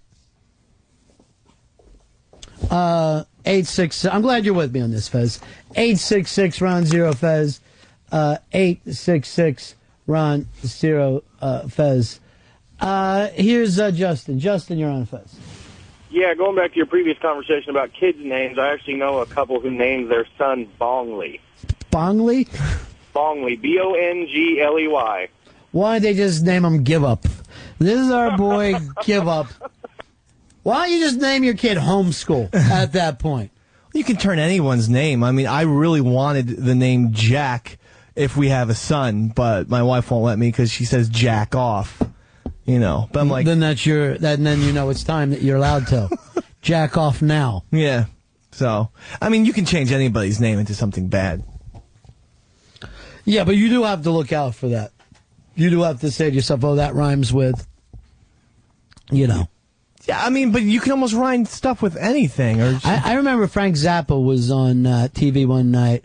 I think it was the Letterman show, and he had a little moon unit on when they had the thing out together. So they were talking about the kids' names, and Moon Unit says our brother Amit didn't like his name because the kids at school were calling him Amit the Vomit. And then, so he changed it to Rick. And then she goes, and then Dave's like, how did that work out? And she goes, well, then the kids started calling him Rick the Dick. And Frank Zappa says, I never understood why they didn't just call him Amit the Dick. Because it's really great when you don't care what happens to your kids at school. That's when you know that, you know what, it's not all that big of a deal. Here is Mike. Mike, you're on Ron and Fez. Hey, Ron. Me and my wife, we run a romantic bondage website, and there's no S&M on it, barely any nudity. But according to Uncle Sam, we're pornographers. We have to register and keep all the records. We don't even show S&M, but something like Saw, which shows people getting tied up, butchered, and everything, that's considered mainstream entertainment. Now you're going to have to help me out here because I really don't know your business. What do you mean you have to register as a porn site? Here's what it is. Things that are considered pornography by the government come under a title called 18 U.S.C. 2257. And what that is we have to keep certain records about the age of performers and when the when the pictures were taken, when the videos were shot, and all this kind of stuff. And we have to be open for inspection a certain amount of hours a week, and so basically we have to be ready to be inspected because we are pornographers at any time, and we have to put our names out there of who we are and where the records are. But something like Saw or Hostel doesn't have to do that. It's really, really interesting. Yeah. It's insanity. There's something absolutely crazy about us. Chris, you're on the Ron and Fez show. Back to the things that annoy people on TV. Every once in a while, or that people complain about, on the news and regular TV, they say snafu all the time, and the F&U in there stands for fucked up. Right. And no one ever seems to have a problem with that. And again, I wish they would just say things are getting so fucked up in Washington right now, ladies and gentlemen. I don't know what else to tell you. And I'm serious. I just don't know why we can't act like adults, or why we can't even say to our kids, these are just words. It's no big deal. You got a baby, Dave. Yes. I'm so happy that you've come up with the name Nipples McDonald. I think it's going to show that this baby is cooler than most. Well, yeah. I mean, I'm not sure if we're going to officially go with Nipples. That was just on the list. Well, it's a family name, isn't it? What about Baby Nips? No, because when they're 14 or 15, people will make fun of her. People are going to make fun of her anyway. She's got red hair. And no, then if it's a chick, people like that. Yeah, you're still going to get, I'd rather be dead than red on the head. I'd say that anyway. There's going to be an awkward stage. Why would you say that, I wonder? It's the last minority group that we're allowed to attack. Yeah. And Nicole Kidman walked in, you would say that to her? Mm-hmm. Oscar winner. winner. To her why I was banging her. That's just wrong. I mean, well, you mean because you're an Oscar winner, nobody can bust your balls anymore? No, but I mean, you just met the woman. You would think. If anything, I'd say, way to give up your adopted kids to Scientology. By the way, I do agree with her. If I got a divorce and we had adopted kids, I'd want nothing to do with them. Well, it always seems like they end up in the background when the real baby comes along anyway. Yeah, like that doesn't happen to biological kids when the new baby comes along. When a baby comes along behind you, in my case, it was, and I remember being like 4 and literally putting my feet up and thinking to myself, well, things are going to start going pretty nice for Ronnie B from this point on. Looks like the microscope is off me. Because my mom got that new baby and I was allowed to stay out till midnight. She just was like, look, you're 4, you're ruined, there's nothing I can do for you. Did you see Spielberg's adopted son? Yeah. I remember I remember just seeing him when he was a little kid, his little black son, and he was at the Golden Globes with him, and he was like, Earl was sitting next to Spielberg. Yeah. See, there's nothing cuter than having a little black baby. But when right? they're adults. But then when you're suddenly sitting down next to fucking, Kevin Garnett, you're like, it doesn't make sense what did I do? What did I do with my life? Yeah, it was so bizarre looking, and his speech was terrible at the Golden Globes, and I love the man, but boring. When's the last time he made a really great movie, Steven Spielberg? Saving Private Ryan was a really great movie for me. By a great movie, you mean a great 20 minutes? Because after that 20 minutes, I stopped. And I actually yelled out in the theater, can we just put the first reel back on? No, the ending was cool. It was like A-Team, where they were like making shit and everything. That was good. It was so fucking stupid. Oh. That doesn't mean that I'm right, Dave. I thought it's just an opinion. I think that's a great film. Fez, what do you think his last great film was? I will go back to Jurassic Park. Watch it again. I brought this up yesterday, and I love repeating what I have to say from yesterday's show. Just do me a favor. It's on demand. Watch it again. If you guys come back and say it's still great, I think you're going to think it doesn't look the way you remembered it looking. I'll check it out. I mean, if you really... Because I have fond memories about that film. But it did not hold up for me. And even from a CGI thing, it just looked cheap, which makes me feel like... And I felt the same thing about The Incredible Hulk. I felt like you were watching Mr. Limpet all of a sudden. You know what I mean? Like, I did not for a moment believe that the Hulk was a real being. I thought I was watching a cartoon. As hard as you try, you can't even trick yourself. Like, I love The Lord of the Rings, and I desperately tried to make that Gollum, like the first CGI character who was really interactive and talking with people. Yeah. But it doesn't look real. If I would be honest, I would think that the Geneva Convention should stop them from showing the Lord of the Rings at Gitmo and just say this. You can't do this to people. I don't, because I saw the first one in the theater. Yeah, and finally felt the only thing that got me through it is I pulled a fainting goat and fucking passed out. So they use that as torture, huh? It felt like torture to me. Wow.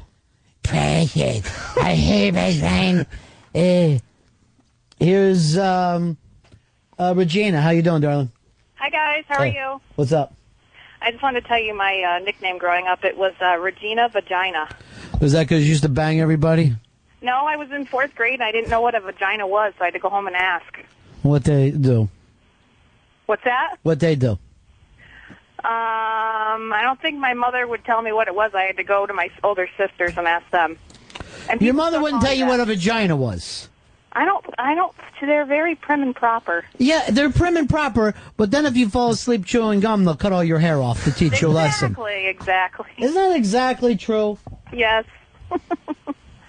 That's strange. What gets into people? I don't know. I really don't know. And to this day, they still call me that, so. You say to your mother, what's a vagina? Nothing. Don't ever ask such a thing as that. Well, and I'm married, and she probably still thinks I'm a virgin, so. Why don't you just go down, pull your pants down, and scream out, "This is it, Mom! This is my vagina!" Mr. and Mrs. Vagina proudly request your presence at the marriage of their daughter, Regina. Yeah. Hey, guys, I love your show. I listen to you every day. Yeah. Thank you so much. Thanks a lot. Bye, Regina Vagina. Doesn't even rhyme. There's no reason that our parents should be considered bad parents for the name Regina. Yeah, it's a little. But Earl, did you get Earl the Pearl? All the time. Earl the Cum Pearl. Not the Cum Pearl, but Earl the Pearl all the time. Earl the Pearl, Earl the Girl, and Early Pearly. Why haven't we ever done that? Early Pearly, that was the Because, you know what? As a matter of fact, people sometimes, like friends of mine will hear the show and they'll go, "Who's the man that you call Black Girl?" I've heard that from people. Like, I'll have like a nephew come up and they don't know the show and they're like, "Who's Black Girl?" And I'm like, "What? Black Girl?" Well, what song was that? Who did that? Brother Joe. Black Girl? Well, I was just wasn't there a song called Black Girl? By Lenny Kravitz. Well, let me listen to a little bit to see if that's the one I think. Whatever happened to Lenny Kravitz? Shaved his head and fucked up. Yeah, he kind of fell off really I mean, Lenny Kravitz makes me think if Bob Marley would have fucking lived, would he be, parting his hair on the side now? I don't like the thought of that. My wife was on tour with him as like sort of a roadie. I'm not going to even ask you anything about that, out of respect to both of you. Okay. We don't have Black Girl in the Lead. It's not in there. Of course not. We've got every song in the world. Yeah? You got Hey Jude? No. I saw a little clip yesterday, by the way, of Paul McCartney saying again that he was the one who taught John all about being radical. He was the radical Beatle. Yeah. And he was so anti the war that he wrote Maxwell's Silver Hammer as a way of saying stop the war. And what a fine protest song that is. Stop it. Hey, maybe this is the way it went down. I mean, What'd you do? Paul's Comb your hair entitled. with a fish today? You look crazy. Oh, really? Maybe we all look crazy from being in the snow. Yeah, I know I slept on the bus, and so when I'm... Does that make you feel really... Is that a nice sleep when you sleep on a bus? It's terrible. But when I put my head on the window, I get up, and I just have the Yahoo Serious hair. Oh, good. It's awful. I had snow melting and then refreezing in my beard so that I had big ice drops in it. Is that right, Wino? When I got here. Just trying to comb out frozen dandruff out of my beard. Those last two lines were the best. Hey, Rich, you're on Ron and Fez. Hey, what's up, Ronnie B? I wanted to say that I just had watched Jurassic Park right before you talked about it yesterday. I thought that you were way off the mark. And just in my opinion, I've got a really nice HD TV, and I recorded it on HD DVR, and I thought it was great. I expected it to be stupid and old looking, but I thought it was really good. All right, I'm just, maybe I'm going to leave it out to people, but at least agree that the dialogue's terrible. Because if we can't agree on the dialogue, then we're different kinds of people. And Fez, well, I don't know whether I can do it with you either, because I don't have faith in you. Dave will lie to protect his point. Earl the girl, would you and Hicks both be the jury here? And if I'm wrong, I'm wrong. I want you both to rewatch the first Jurassic Park. I won't cheat and say the second one, which would easily make me a giant winner. But the first one. And I will tell you, I did not, I felt like Dave when it came out. I thought this is an amazing feat of, filmmaking. I still think it is, but I haven't seen it in at least 5 or 6 years. Yeah. But And I haven't watched Titanic since the day it came out. Yeah. But I bet all that CGI looks like shit now, too. Yeah, and I Because was it even never- kind of did to me at the time. Yeah. I remember when they fucking pulled it up and it all looked like everybody on the deck was a weeble. And the skies. You remember Right, those the skies weren't real skies. What was that all about? It was like the skies in What Dreams May Come, that Robin Williams movie where you're supposed to be in heaven. Oh, I hate that but thing. that's supposed to look like, paintings and shit. But the Titanic isn't intentionally supposed to look like that. We're going to take a break here. It's the Ron and Fez Show. I got my eye on you. I got my eye on you. No, I got my eye on you. No, I got my eye on you.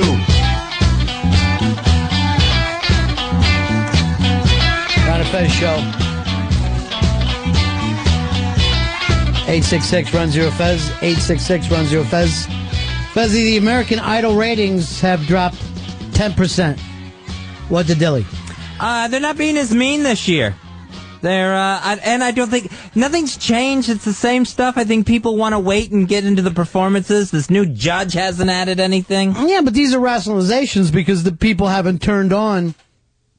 10% of the people never even turned on the TV to see that. You can't blame the new judge before, if they start to drop off. I don't think they had the hype they had this year. In past years, you would hear, American Idol's coming back, blah, blah, blah. Didn't seem like that big of a deal. Also, the show is 8 years old. No show could keep that, monster thing. It seemed like that was a show that was more about the early part of the decade. What is it, Davey? Also, their winners aren't as important anymore. Like Taylor Hicks really dropped off the mat. I don't even remember who won last year. And so when the winners stop becoming important, that makes the show less important. Well, it seems like last year's two winners were important to little kids. You know what I mean? Like extra little girls, like 14-year-old girls. The two Davids. Yeah. Right, but when Kelly Clarkson won, then her rock album became pretty big. she was kind of a big star after that. And Carrie Underwood is still a big star. Yeah, she's a big star. So, David Cook, where has he been? But you're right. It was Fantasia and Taylor were like back-to-back, not big stars. And then you had the fat girl. She didn't become a big star, so... Jordan Sparks. But again, I have no idea why any show would stay. I mean, look at some of the other shows, you're completely gone. And even at 10% left, still way bigger than any show out there. Even losing 10% of the audience. Do me a favor too, Dave. Get a hold of Flea and tell him to focus. He's supposed to be listening today. Not going around, fucking around, not paying attention. 866 Ron Zero Fez. Here's another story that's always a weird one. Steve Jobs has stepped down from Apple. He stepped down from Apple, and immediately the stocks start to tank a little bit because he's so incredibly tied in with that company. Will the company do well without him? No. I mean, everyone's skittish to begin with the economy. Yeah. And if you see Steve Jobs having to take a leave of absence, that's not going to give you much confidence in that company. Yeah, but you've already got the products. You know what I mean? And the products seem like they are just in upgrades alone. Seems like they're going to be around for a while. It might seem like, well, what are they going to be doing in 5 or 10 years?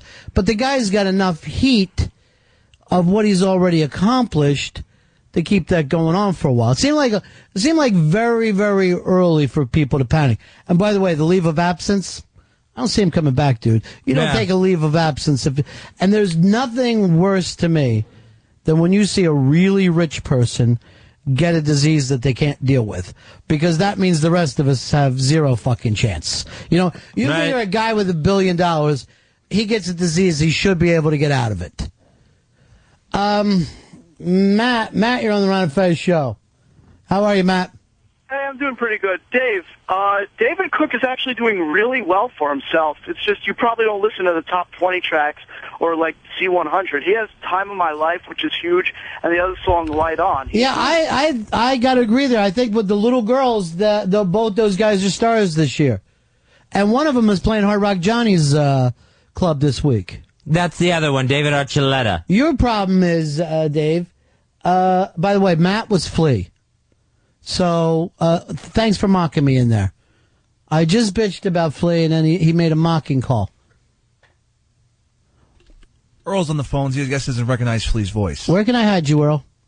Give me a spot in the cupboard. Give me a spot. He won't go to the mic. He won't even help out by going to the mic. I'm sorry about that, guys. I didn't recognize that. You know that was a mocking call, right? I'm sorry. You just said it straight. I didn't know he was mocking.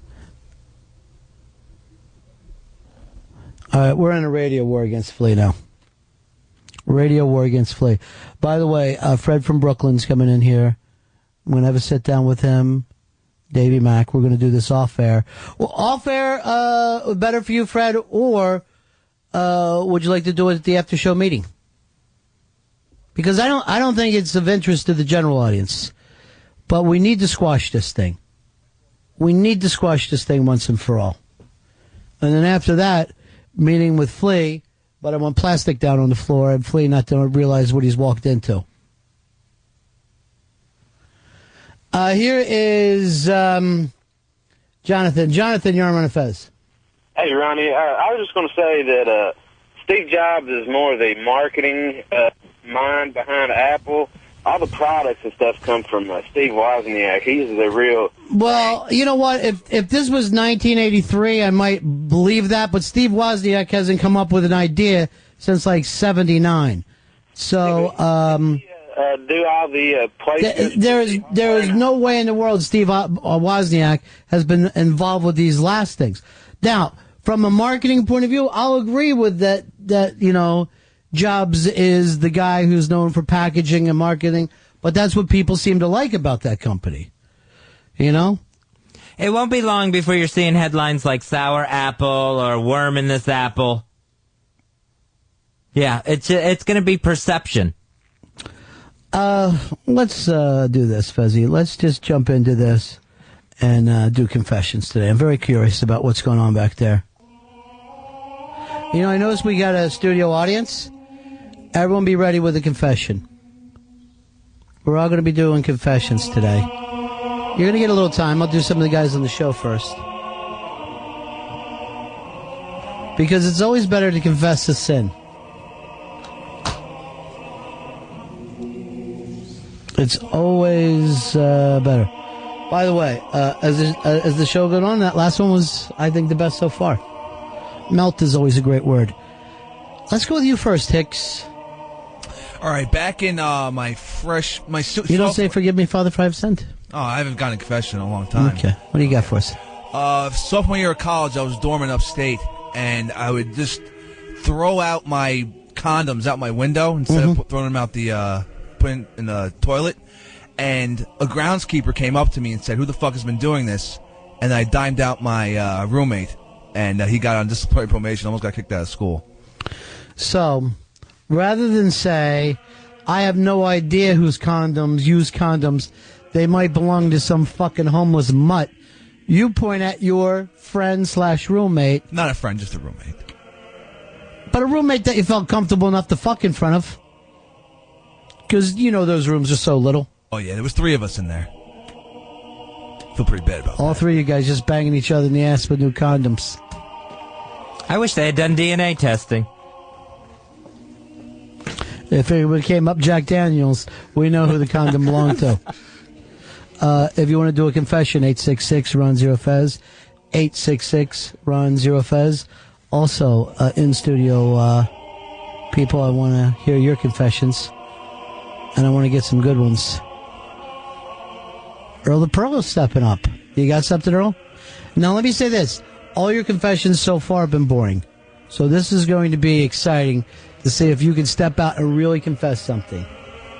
I was 10 years old and kind of not at the age where you should be doing it, but I wet the bed when I was 10 years old. And rather than just say, you know what, I wet the bed, I blamed it on our cats. We had 3 cats. And my mother was so furious. She didn't even, try to discern which cat did it. She got rid of all 3 cats. The family was pissed because they love those cats. Yeah, but the thing is, I think it's good because your mom would have got rid of you. Why not blame a cat? Because you were a defective child. Studio audience does not look like they're ready to go with this. I'm going to send you out with a mic in a little bit, Davey Mac. I got him. I've pumped him up. Confessions, if you need to be a part of this, 866-RON-0-FEZ. 866-RON-0-FEZ. Because it feels good to confess. Every Catholic boy will tell you that. Feels good that after the fact, you've got a clean soul. So far, my favorite confession belongs to Hicks, and that's for ratting out his fucking friend like a lousy rat. His whole family's rats. Davey Mack, what's your confession? Okay, forgive me. It's been 4 months since my last confession. Never said this. No one knows this. And by the way, with you, we always have to check. Is this absolutely true, or yeah, it's absolutely true. A chance to grab the spotlight? It's absolutely true. Because this is not going to be liked by someone I love. But 3 weeks ago or so, Casey had left her email open. So I went to her address, her contacts part of her email, and basically gave an email to all of her exes that I knew of. We all know the specific people, and said, do not contact my wife anymore. Don't be friends with her. Do not talk to her on MySpace. As I found out that one of the guys was saying, hey, what's up? Onto her on MySpace. And so I basically found out their email addresses and threatened them about 3 weeks ago, saying stay far away from my wife. And she has no idea that I was doing this. And I checked a bunch of her emails. So I feel really bad. I felt bad about it for 3 weeks. Now, did you tell her that you did that? No, of course not. I have only told the father here during confessions. I've only told you because I feel like I've actually wanted to confess this for some time. And I'm glad to get off my chest. It was basically around the Christmas break when I had a lot of idle time. I was doing bad things like that. PMing people on her behalf. A lot of drunk time. Well, are you worried about losing her? I don't know what goes She's in my head. She's 5 months pregnant. This is why Were you drunk? No, I was just sober and without stuff to do. And when that happens, that's when the real craziness actually comes out. because I start overthinking stuff. That's why I like to stay busy. So I felt bad that I went into her email, checked her emails, checked her addresses. In fact, this whole process took about an hour and a half. She was out shopping with my mom, so I was able to do it. But it was not a simple process. It wasn't like hit reply. And I feel like it's something I needed to confess, actually. So I'm very happy for today's segment. Well, love makes you crazy. But, I mean, you're extra crazy. Yeah, I think it's if it had happened to me, if she had emailed West Side, I'd be horrified and angry. By the way, I went out to David Burke's townhouse last night on the Upper East Side. Fabulous food. Wow, he's the man. Great wait staff, though. On 61st Street. And Lex. And Lex? Okay. Mm-hmm. Unfortunately, one of the few days today I don't have Casey's picture up. It hasn't come up on there. Well, I can find it for you. You don't do a really good job of setting this up for me. It was up, but people then leave, and so when the people leave, their cameras go down. Oh, so maybe she's not around. Yeah, people shut down their own cameras and shit. But Where are you on that, Fez? What Davey Mack just told us? I thought it was very untrusting of Casey. Of Casey? Why would she be untrusting? Davey's the one who did it. Yeah, because he doesn't trust her enough. Oh, you're saying Dave is untrusting. Yeah, Dave is untrusting of Casey. Yeah, we get that. That's the obvious thing, that he's untrusting. What we're looking for, is this something she should be totally furious at? Or do you think to yourself, you know what? He's a crazy man, but he loves me. All right, Casey did write this back to me. That explains all the weird emails that I got saying whatever. I guess they think she's from the United States of whatever. Yeah. Ron, to be even more specific, some of the emails that I wrote were pretending that they were from her. That's insane. Because that's wrong. Like, I would say, hey, this is Casey. Like, some of the people, I knew that enough time had lapsed, and I said, don't contact her. And because she left her email open, I thought I could take care of a couple guys who we know that I need to take care of. So I said, listen, don't take me off your email. Don't fucking MySpace me. I'm through with you. Well, now but that's crazy, because that's now, like, she said something rude. Right. I mean, it's bad enough, like, I'm the husband, and, I'm not going to, I don't want you near my chair. That would be crazy. But to say I'm the other person, and it's like if I gave Fez the wrong I am, right? Or wrong, if somebody from me, would you think that was from me, Fez, or would you know whether it was for you or not, or you would just go with it? I would probably ask you about it and say, Smart. Hey, this doesn't seem like your personality. Right. But what's this about? And then with some of the emails, I would back up her email with my emails saying, hey, have you been in contact with my wife? She's upset. Please. You're nuts, dude. I would make myself look nice. Like, I'd be like, please, nothing personal, but please maybe we should you shouldn't talk to my wife. But how many were these emails that you have to send out? 100? I sent out anywhere from 20 to 30. You swear to God this is true? Yeah, I swear. And like, this is what happens when I'm sober and have time. Now, I could even see a lapsed judgment, crazy person. You get in the jealousy mode and you do one stupid thing. But to do 30 stupid things back to back to back.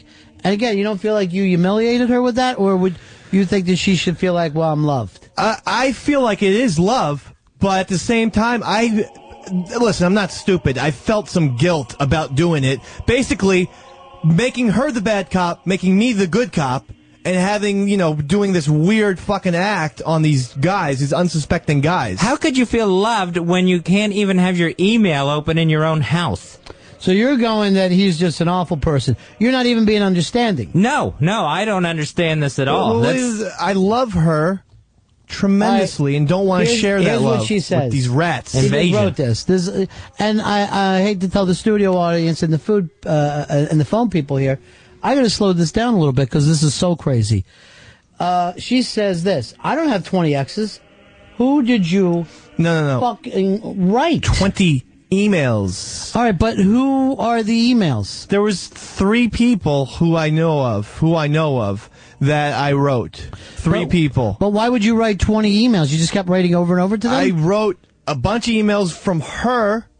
Then I would follow up with emails from me, from my AOL account, saying, hey, listen, Casey's upset. I don't know what you guys talked about, but maybe you guys should steer clear from her. Nothing personal, man. Wow. So now you do something this insane. And first of all, you make her look like crazy pussy fucking 2009. Then you set yourself up to look like, hey, I'm the cool head here. Look, bro. That's exactly it. It's Davy Mac. Look, I understand she's upset. Do the Big Red a favor, and let's just chill this out. Let's just relax. So you set yourself up like you're the calmer, cooler head. That's right. That's exactly what I was doing there. You're fucking nuts. Jesus. You're seriously nuts. And I'm going to do what your attractive dad should have done a few years ago. So write down, and I won't say, write down who the 3 were. Because I'm totally curious about this. So you don't care about her privacy, and now you don't really care about her reputation with these... You seem hurt with it. You're like, you're taking this personal. I feel like he did it to me. Oh, we don't have anybody to write to you except for, you know who. Suck and fuck with Chuck and Buck. All right. And he still doesn't know, right? Oh, no. He doesn't know he's the one? Mm-mm. No, you only know one of these people, Ron. All right. Well, I do know the top one. How did he take it? He was like he was one of the people probably who wrote whatever. I mean, I didn't get responses from all these people. Remember, these people where my plan failed was I wrote from Casey's email address, and I didn't think ahead that she's probably going to get some responses back to her email address. You should have told her. You should send all responses to SiriusXM Radio. So that was really a big fault in my plan. This one's not the same name as the rock star, is it? All right, 866. Am I wrong? 866 Ron Zero Fez. 866 Ron Zero Fez. You're bananas, dude. Yeah. I don't feel good about it. Now, to be honest, has love made us all crazy? Yes. Fez actually ended up in a crazy house. While you sit in judgment of this man, Fez, look what you're going through. So why do you feel so above him? Somebody that you knew on a casual level 6 years ago, you didn't tell how you felt, and you ended up in the nut house over it.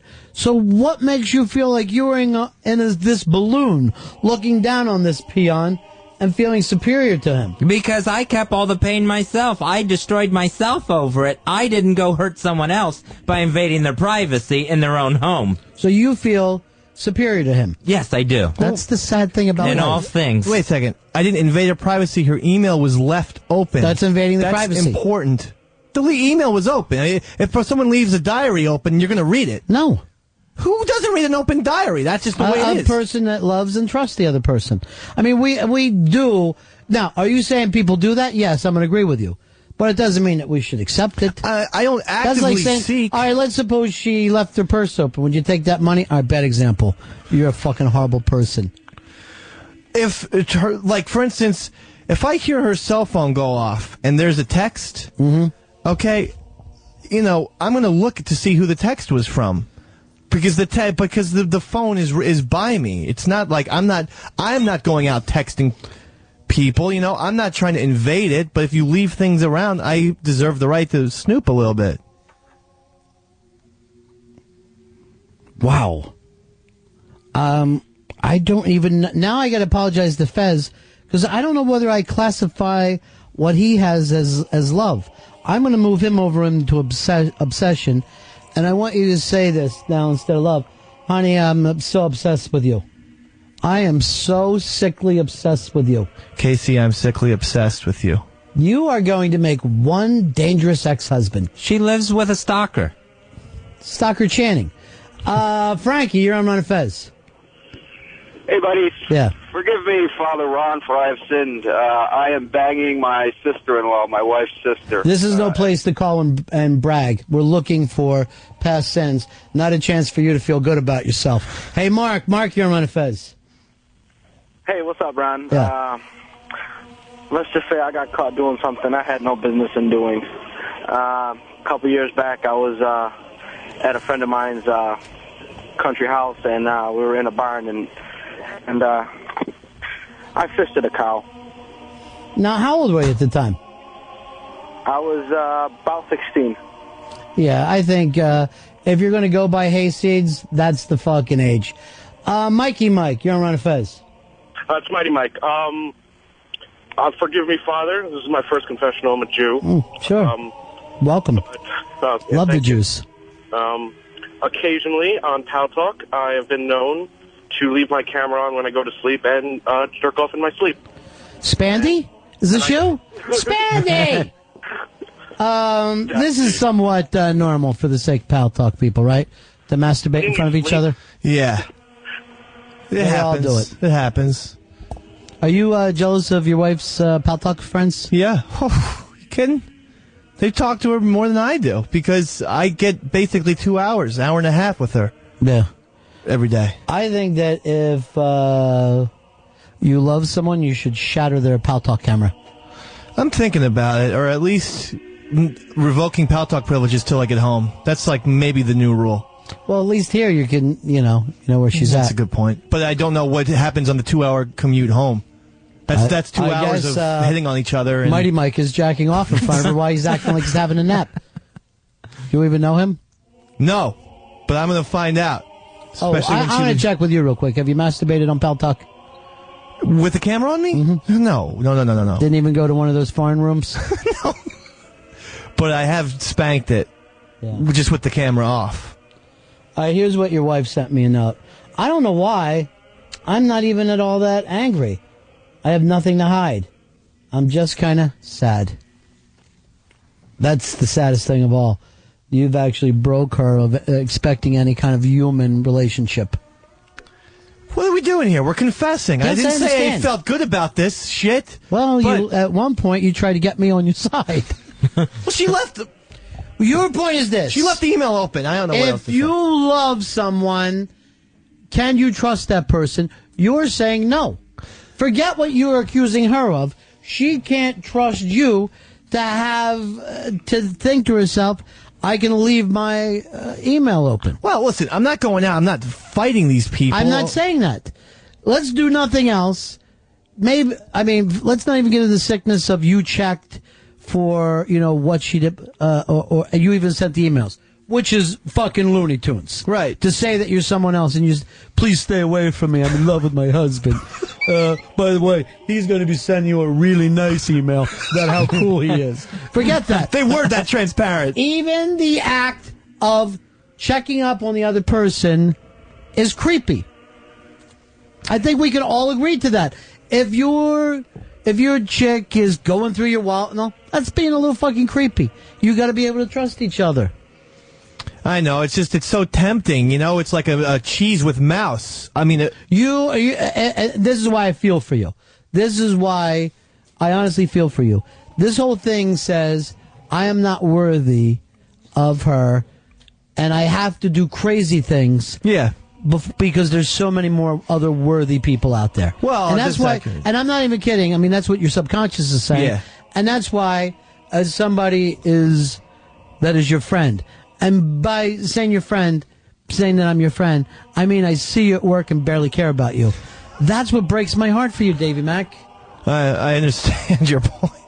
And it also breaks my heart for your wife and children. Well, listen, at least they know that someone cares about them. I mean, let's look at the positive on all this. Let's stop looking at the glass half empty. At least they know that they're loved. Now, and again, I want to move to the rest of the people. But why would you equate breaking trust and acting insane with love? And not that we haven't all done it. We get crazy with women. But don't at least look at it and say that's not love. What you did is probably the opposite of love. And I'm not saying I haven't been crazy with women before. That would be a lie. Again, to use my friend Fez, he ended up in a mental fucking institution because he couldn't handle love. Mm-hmm. All right? Yeah. I just think it's me being proactive. Now, not in the best way, I understand It's that. not love. What you're doing is the opposite of love. Trust is love. What you're doing is, what about me? How can I take care of Dave? You're not at all thinking about the other person.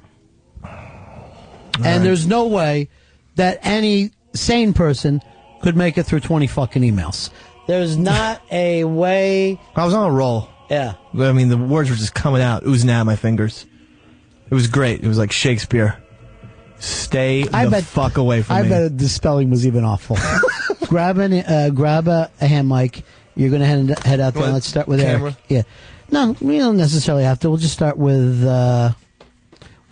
Eric. And we've never done this before, Fezzy. Some of the live studio audience will be. Why don't we just open up that other door? Maybe we'll get a little air in here too at the same time, because I'm serious. It's a fucking hot box. It is as hot as Dave's brain in here right now. Open up the roof if we could. All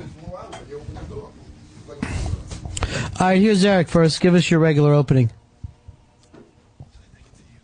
What's up, Bob? 12607 checking in the Ron and Fez show studio. By the way, did he make Caller of the Year?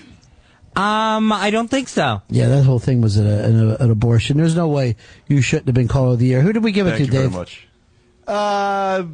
Leader might have been Caller of the Year. We don't even know what we were. I'm not sure if we did a Caller of the Year. I think we just did a poster of the year. We didn't have a Caller of the Year. Boy, that thing ran bad this year. That ran bad this year. All right, what do you got for us, Eric? Right, I'm curious about you because you seem like such a good guy.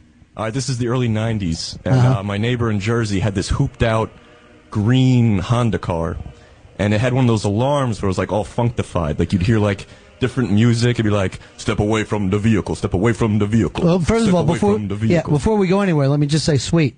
Awesome, cool, yeah. It was a sweet car. So me and my buddy, like, we're like middle school kids, and we're bored. We didn't discover alcohol yet. So what we do is we try to make this alarm go off. So we get tennis balls and just throw them at the car and just hit them all night. Well, just having some fun. Yeah. Kids having fun. But eventually I found out the guy, we put a dent in his car because we started using baseballs. Oh, yeah. And he had to get some patchwork over the door, so confessing that to my bodies, you know what I'm saying? Yeah.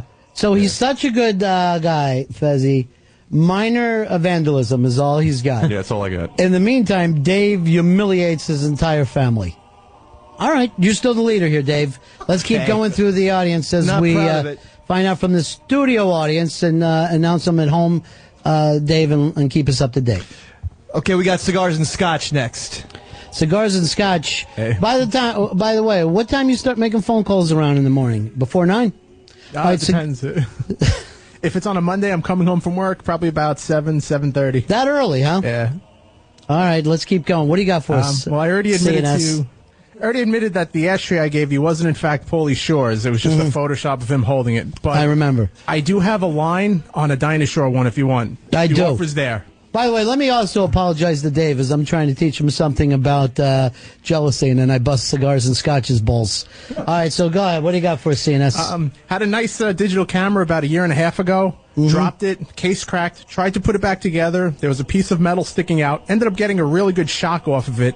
Got pissed, smashed it on the floor, put it back together, took the battery out so my son wouldn't get shocked, handed it to him, acted like he broke it. Then when my wife came home, was like, oh, it's a fucking kid. Everything around the house, you leave it around, he breaks it. God. He thought he broke it. How old is he? Well, he's going to be 5 now in March, but he's like 3.5. Jeez. You never have anything nice around here. You know, this is the kind of stuff that sticks with you when you're a kid. Yes. You know what I mean? Like, what is wrong with me? Why do I always do awful things? Well, I let him play with it until it came apart, and it was like, what did you do? Look at this. Yeah. All right, that's a good one. You're an awful person. I didn't hit him, though. Yeah. That's good. I didn't hit him for nothing. So you're a hero. I forgot what you really are, CNS. You are a hero for not hitting the kid for nothing. All right, remember, earliest call we make, noon. And then again, no calls between noon and 3. For anybody, if you're on the phone between noon and 3, it's an awful thing. Who we got, Dave? We got Keith from Jersey up next with a confession. I heard his last name, so I thought that was coming out, because he's also almost kind of known for it. All right, what do you got, Keith? Okay, well, I'm really close with my family and my wife's family. And, they'd be heartbroken if I left like the tri-state area. Right. But my wife, I haven't told anyone in my family yet, except obviously my wife. We're moving across the country. So where are you taking them? California. So here's the interesting thing about you. You don't even think to yourself, hey, I need to sit down and discuss this with my wife. Oh, no. It's my wife and I. It's my parents. They'll be heartbroken. So the parents and the in-laws are going to be crushed. Yeah. I will tell you from doing this several times, you're going to destroy them. But you got to do it. You got to do it. They were really, she's so sad. I moved into the city for a few years. She missed me, Yeah. Do you want to bring your folks to the Mooch and Pixie party this Saturday and have Ronnie tell them? Upper East Side, right? Could you imagine if we do that and I'm just discussing things all night? All right, where are the Gilligans? All right, here they are. Your son's fucking his sister. All right, that's a good one. And I like yours. It's going to destroy people. It's always fun. You got kids? No. All right, that would have made it even worse. Right. Because when they have to say goodbye to their grandkids, boy, do they put on a fucking act. All right, who do we got next? Next, we have Fred from Brooklyn with a confession. Hey, Ronnie, how you doing? Hello, Fred. If I had to give any one confession today, let's see. I can't go legal, and I can't go matrimonial. So I'm going to have to go personal humiliation. All right. For the last few times I've come to the studio, right, which I really enjoy doing, but I always park my car on 7th Avenue and I walk from 7th to 6th. And I light up a cigarette and I make sure it's almost in perfect timing with coming here. The store just to the right where they have the brass statues and everything outside? Yeah. They're like the kids on the swing and everything like that? Sure. I noticed everything as I passed by. I've always loved that store. But since they put the big brass horse out there, there's a big, perfect brass cock sticking out of the bottom of that fucking horse that I can't stop thinking about. All walking down the block, I don't look forward to seeing the kids on the swings. I don't look to seeing anything. Just the fucking artwork of that horse's cock. I can't stop looking at it as I walk by it. You think like this is a homoerotic thing? Is that I don't know. worrying you? I don't know. Have you ever a big fucking brass horse, and it took me like 10 trips going past here until one day I looked down and I said, holy shit, that's a detailed cock. And now when I walk by that, I actually finish my cigarette in front of that store looking at the horse's cock before I come upstairs. When's your birthday? Maybe we could all chip in. It's too big to buy. It's like a 10-foot fucking brass horse, but it's fully detailed, and that's where I finish my cigarette in front of on the street when I come over here. Just sitting there gazing at that horse cock like it's the greatest It's crazy. thing ever. I've never seen a real one. I've only heard what people say other than like those horse gag videos. But that fucking thing is so detailed. I actually want to go up close and really get a look at it, but I don't have the balls to do After that. our sit down, I'll have Dave walk you up to Central Park and you go up and stroke off one of the fucking. What it is, it might be the fine brass. Let me see if I can turn them on. You know what really amazes me?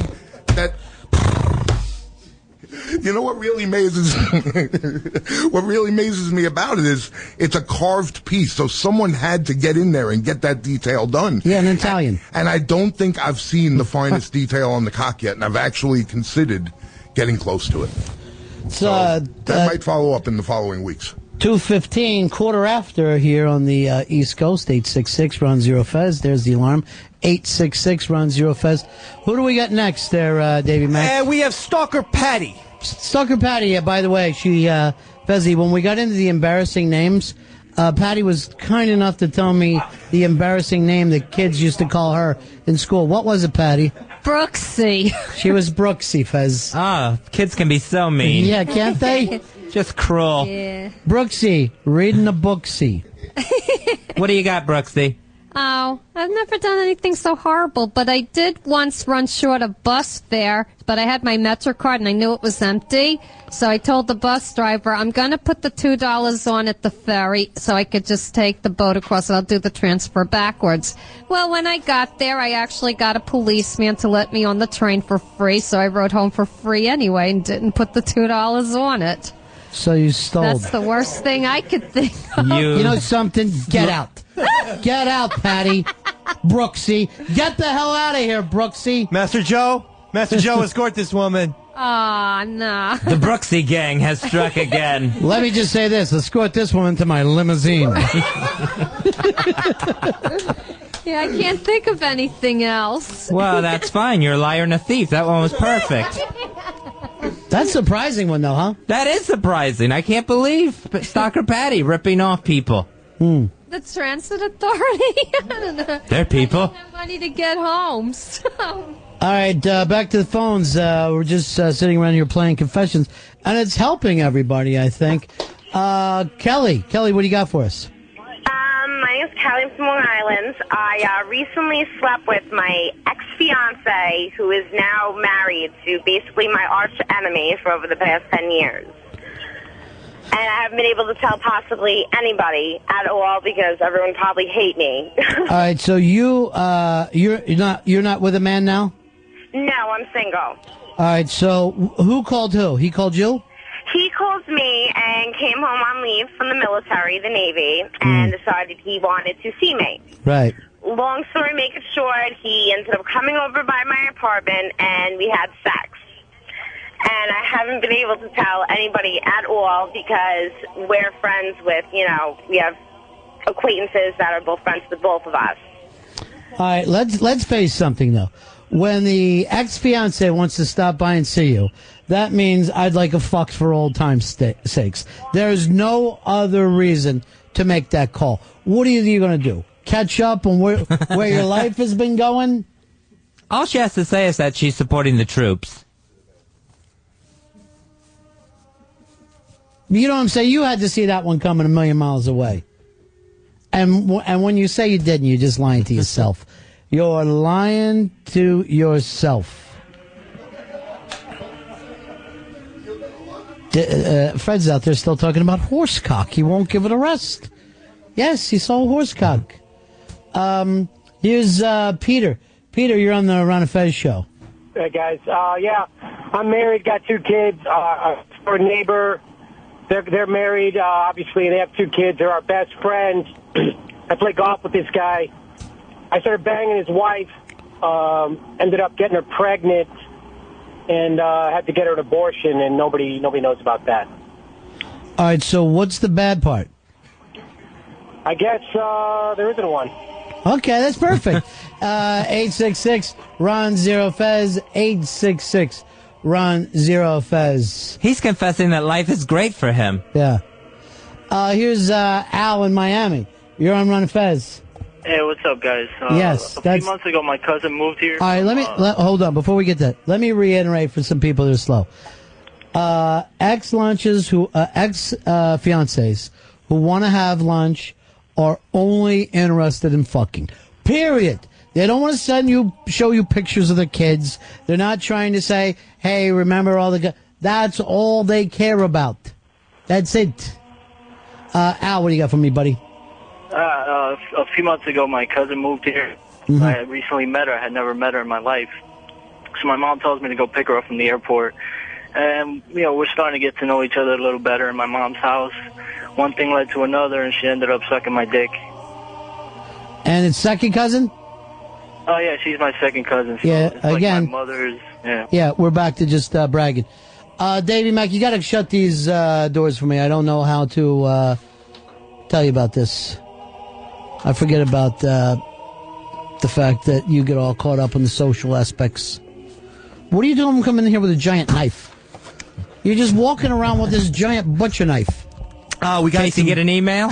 Beautiful cake sent to us from Dean and Kim from New Orleans. World famous king cake. Now, king cake is a special kind of cake. Yeah. And we had one of these sent to us after 9/11 from the people in New Orleans, Fez, when we were at NEW. Isn't there like toys or something inside the cake? There's a baby. Yeah, there's a toy baby inside the king cake, and whoever gets the toy baby then has to buy the next king cake. That's the tradition. That's the Nolans tradition. It's the stupidest thing I ever heard of.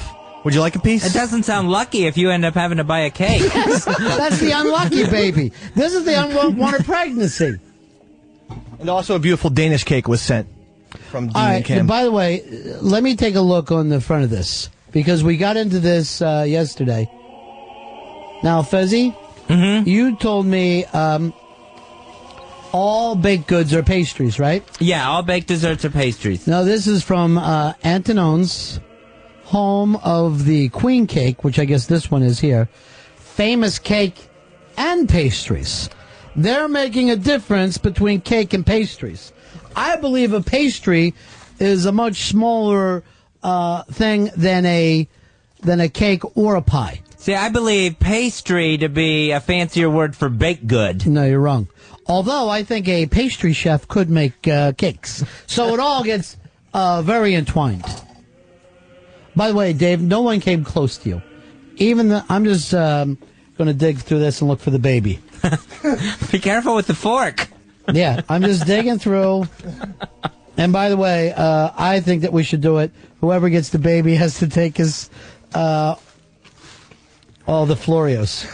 All right, no baby in mine. I'm just worried about eating the baby. You're so goddamn gross. Is that your secret? You want to eat a baby? No, that is not my confession. What are you taking us to Floreos, you cheap prick? Oh, soon. My parents are in town this weekend, so it can't be this weekend. Let's go with your parents. Boy, this pastry cake. Oh, I know you're smaller, so... No, what do you want to give me two for? No, that's there's the nothing pastry. in here? That's the pastry cake. I just want to give you a sample of It's both. not a pastry cake, it's a queen cake. Queen cake. You're right. I got no baby. Oh, well, your womb is barren. That's how barren it is. Stop worrying, I'll take you to Floreos. I don't mean you, Fez.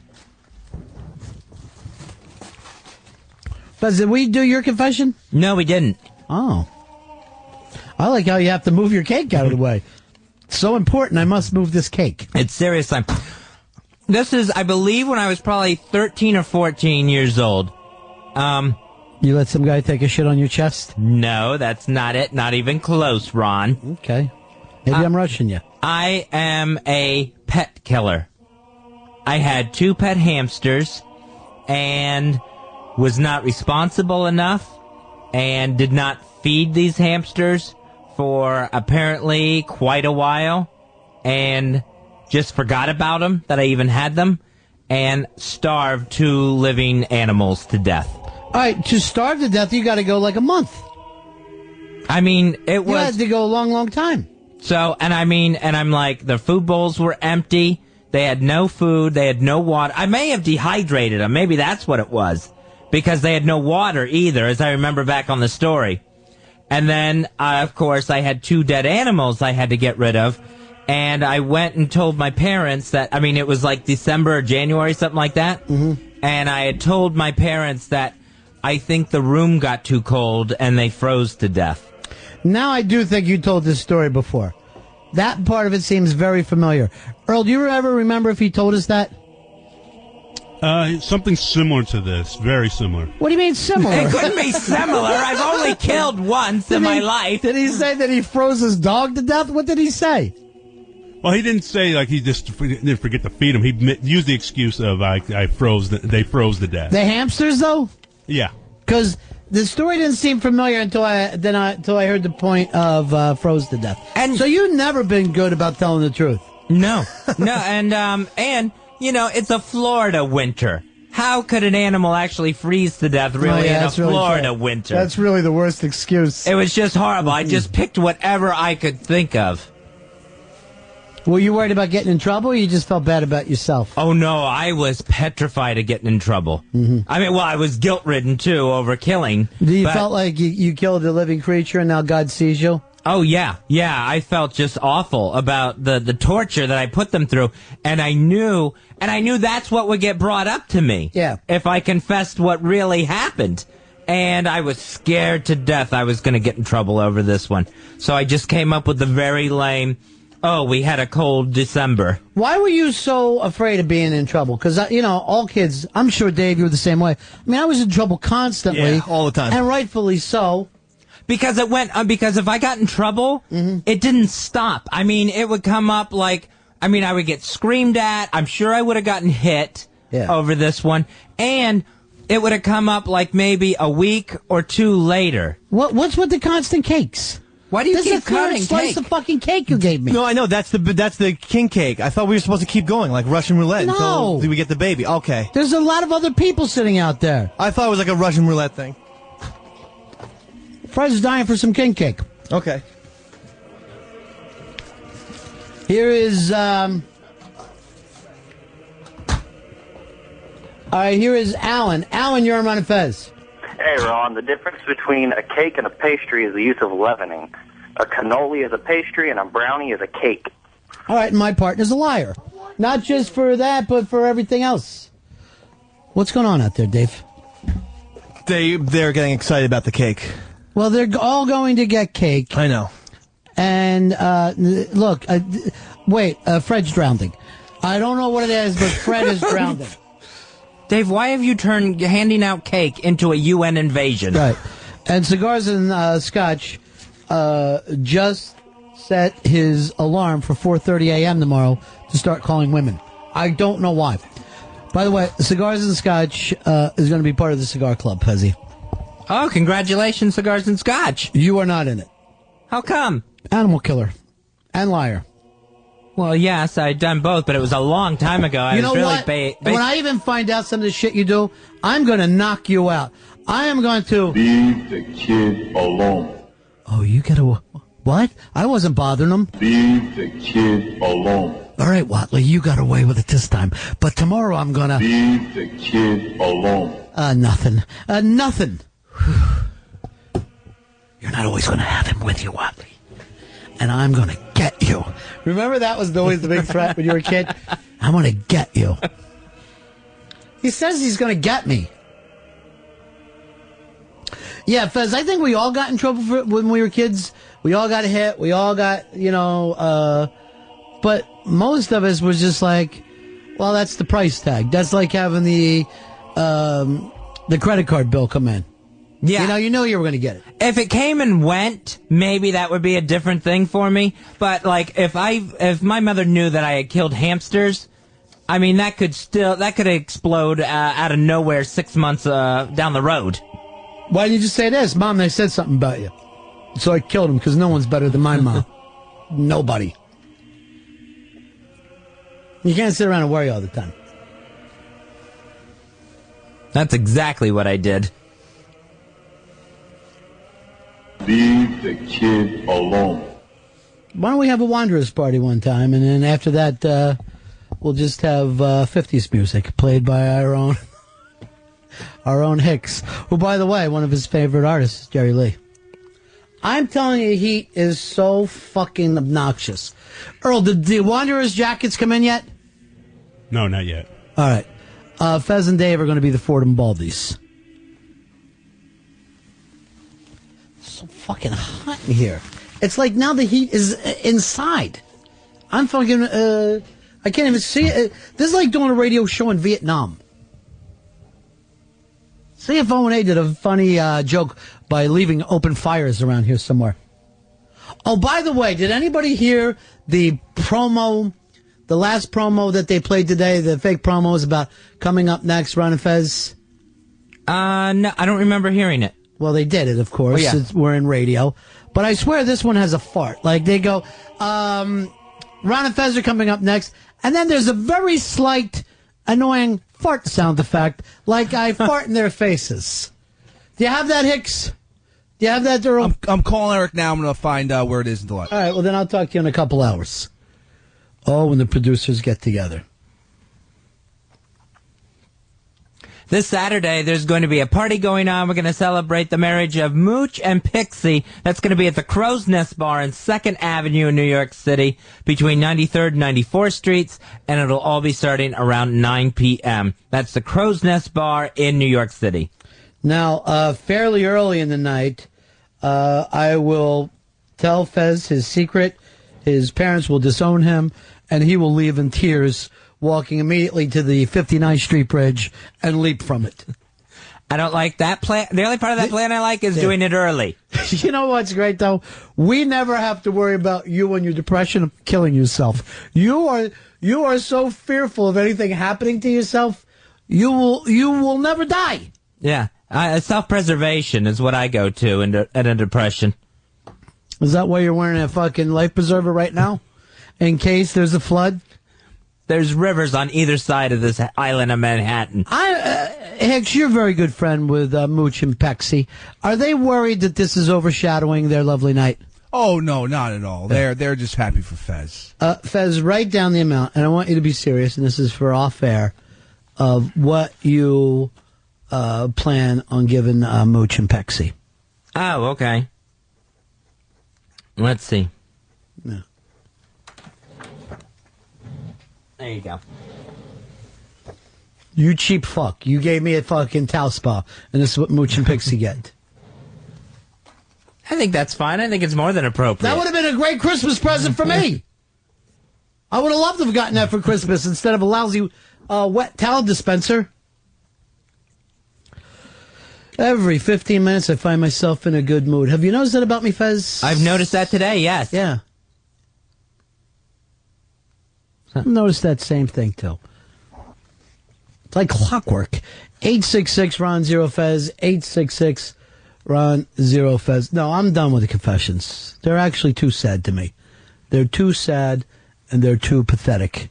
Everybody here is, by the way, eating some New Orleans king cake. Is that the name of it, Fez? King cake? King cake from Dean and Kim in New Orleans. They're the sweetest cakes that you could possibly. These things could be called. Look, you can look on the top of mine and see sugar on the top of cake. Oh, I got to tell you this story. I'm walking in today through the Upper East Side. Now, I don't know whether you noticed it, but as you're walking along today, the avenues were beautiful. And there was no wind. The streets were unbearable. The wind was hitting you right in the face. You were dying. But as you made a left down the avenues, it was gorgeous. So here I am walking down Lexington Avenue, and there's snow falling, and the city looks gorgeous like that. And then through the snow is walking Mr. Gay Talese. And he looks like, and I fucking kid you not, $1 million. He's wearing this brown coat, fucking gentleman's brown hat, scarf. Just looks absolutely phenomenal. And the entire neighborhood looks smarter to me. I'm like, what an interesting, intellectual neighborhood the Upper East Side is. Is there ever a day when Gay Talese would, like, just throw on a tank top? Fuck no.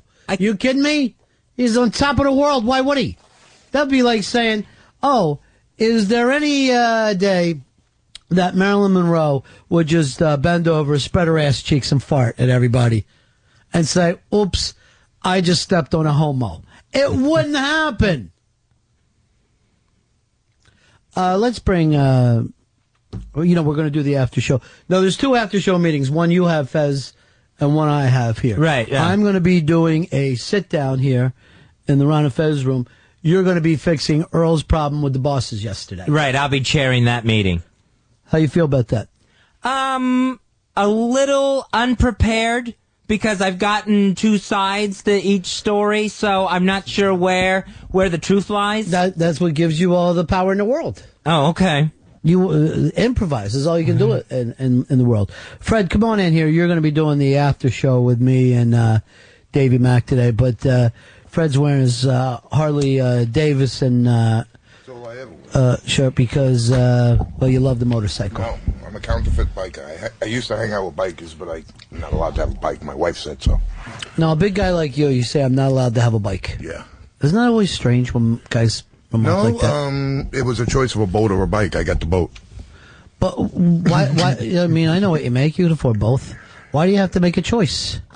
Why can't a man have what a man wants to have?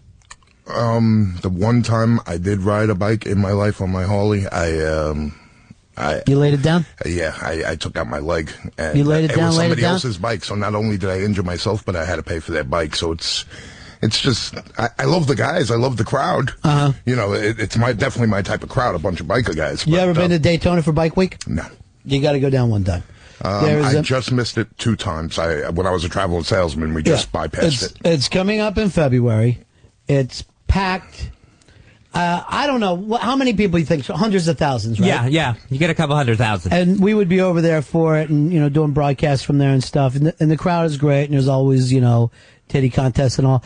And then at the end of the week, the local newspaper down there, I think it's called the Daytona reach around. They will, well, I'm not sure. It might even be a different name. News Journal. News Journal. That's it. That's it. What did I say? Reach around. Well, I'm not going to give you it here. Wait till we're off the air. But they will let you know how many people died that week. Really? And it's always about 12 to 15 guys just die in So why are you trying to send me down there? Well, you're going to be in a car, or I guess you're... what about bringing my wife around fucking 100,000 bike? Because I don't need that either. If I'm going on vacation, I got to take the wife, man. Well, it sounds like she'll be pushing you around in a baby carriage anyway. Well, yeah, okay. I give you that. Can she coleslaw wrestle?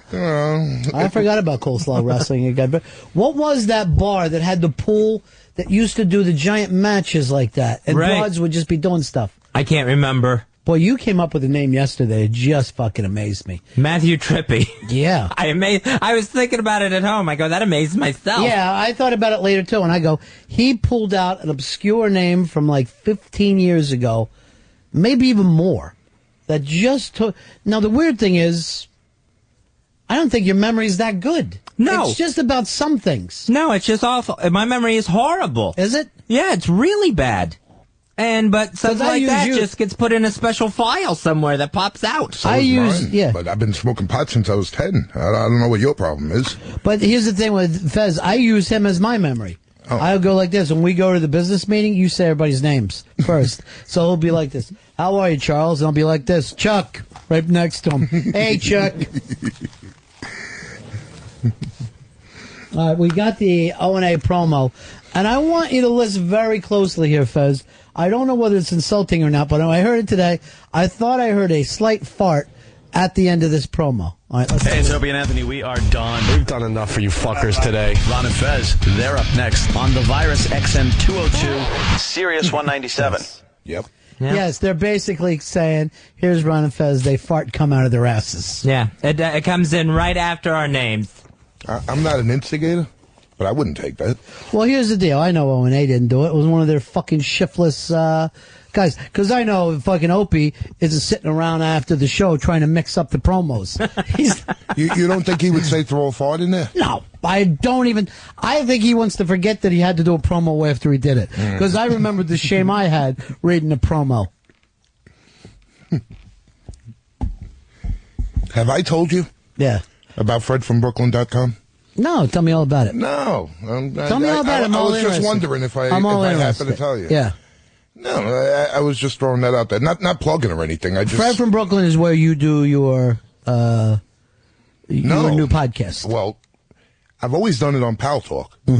But I just figured everybody does it on fucking Pal Talk. I'm done with that. You're done with Pal Talk. I'm not done with Pal Talk. Never going on Pal Talk again. That's not true at all, Ron. You're taking me down a direction I don't There you have it, ladies and gentlemen. Fred from Brooklyn has given up Pal Talk. That's a scoop. I hope you never interrogate me for a crime. I'd be fucking going up the river right now for something I never did. That's going to come in the after meeting. Oh, okay. We're going to do I'm the ready. sit down. And we're all going to see if we're all together here. I'm ready. I'm ready to take You know how whatever comes my way. You know how I want to leave the after show meeting? Holding hands, doing the monkey walk down the block. Friends. I'm friends now. You know what it is about me? Can I just make it real quick? No, we're going to do that in the after meeting. Okay, you got it. Right now, we'll give you a plug. So you every night. See, a lot of these people are doing podcasts now. Well, that was my design. He does it every night. Starting this Sunday, 5 nights a week, Sunday through Thursday. And I will never go past 9 o'clock on Sunday because therefore I would step on your toes for Ron Bennington's interviews. So it's always only been a 1-hour show on Sundays. As far as the rest of the week's going to be concerned, when I'm ready to go to bed, I turn off the fucking mic. But I start at 8. There you have it, Fez. And you go till you're done. Until I feel I'm done, yeah. Isn't it interesting he's more committed to radio than you are, Fez? Or I got to fucking drag you in here every day now? I don't know how interesting it is. How interesting was it? Unlike what? Your fucking problems are? I don't think anybody knows what I go through. By the way, when you were bitching about something today, what was he complaining about today that got to you, Fred? When? During the show, he said something was so awful. It's the worst thing ever. It was so hot in here. Yeah. Right. And then Fred goes, you know how many guys I got working outside in the cold right now? That's a very good point, Fez. These guys on fucking, there's people with no heat and they're up there on the roof in a scaffold or just carrying debris down through the streets. I don't get it. All right, I'm going to bring it back in here, Fez. I was listening to O&A today, and they do something I want us to steal. What's that? Interaction. They interact with each other, and then when one of them has an opinion, the other one will go, "Hey, are you sure? Let me try to." You know what I'm saying? Sure. They're not giving one-word answers. All right, Fred from Brooklyn.com. Bill, you're on the Ron and Fez show. Hey, Ronnie. Yeah. Hey, the name of that bar down there is called the Cabbage Patch. You're 100% right, sir. Go in the big-ass prize closet. Give them something nice, too, Earl. By the way, did we get the last night in Brooklyn DVDs? Has not arrived yet, no. But is that a gift to us from Mafia Life Chris? Yes, it is, from Mafia Life Chris. Okay. Have you seen it yet, Fred? I didn't get a copy. Matter of fact, I just heard it was coming out right here on the air. What's going on with you and Dean? You guys used to be Nothing. best friends. I love Dean. Used to be the best friends. Now I never see you guys I together. even send IMs and I don't get replies. I don't know. I just, whatever. All right, that's something we fix in the after. Well, everything goes around in circles. Does it? It does. Oh, what about a 100-meter run? Well, they stop quick. Well, you're getting, you're just getting picky. Yeah, I will get picky with you. I'm not going to lie to you about this. When I hear somebody say this happens all the time, I'm going to look for some time that it doesn't happen. You know why? Why? Human nature. Well, let me ask you. They could make a 100-yard run in a circle, couldn't they? That'd be the fucking smallest circle. Really tight turns. It's like when you used to run around in the yard when you and your friends would act like you made a track Like in the Cleavon backyard. Little in Blazing Saddles. Yeah. Him and his family's little the wagon train. All right. That's it for us. I did forget to tell you. Yeah. FredFromBrooklyn.com is a new website that I opened. All right, I'm glad that we got a chance to plug that at the last moment. FredFromBrooklyn.com. It's a podcast, and also, I believe, there's toys and treats for the kids. You bring the kids along, you get toys and treats. If they walk in the bedroom, they're on the air. Mm-hmm. And I bet you Fez is going to look at that brass horse cock. I bet you all are. You're going to have a picture of it? It's outside, and right out. I guarantee you all. I know where I'm doing next holiday shopping. Fez, you got anything you need to plug? We mentioned last night in Brooklyn. Just want to mention that is available by going to cypherproductions.com. What about the big party, Fez? One real quick one. That will be this coming Saturday at the Crow's Nest Bar, 2nd Avenue in New York City, starting about 9 o'clock. And by the way, I saw what you're giving. You can do a little better. That's the end of my show. Dong.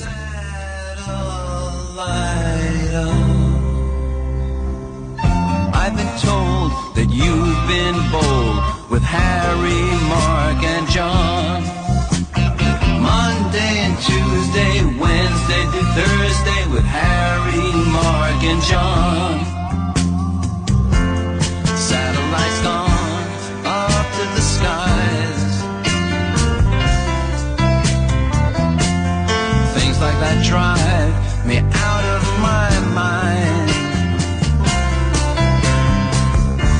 I watched it for a little while.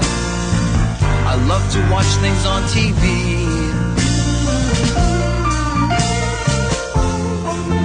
Satellite of love. Satellite of love. Satellite of love. Satellite of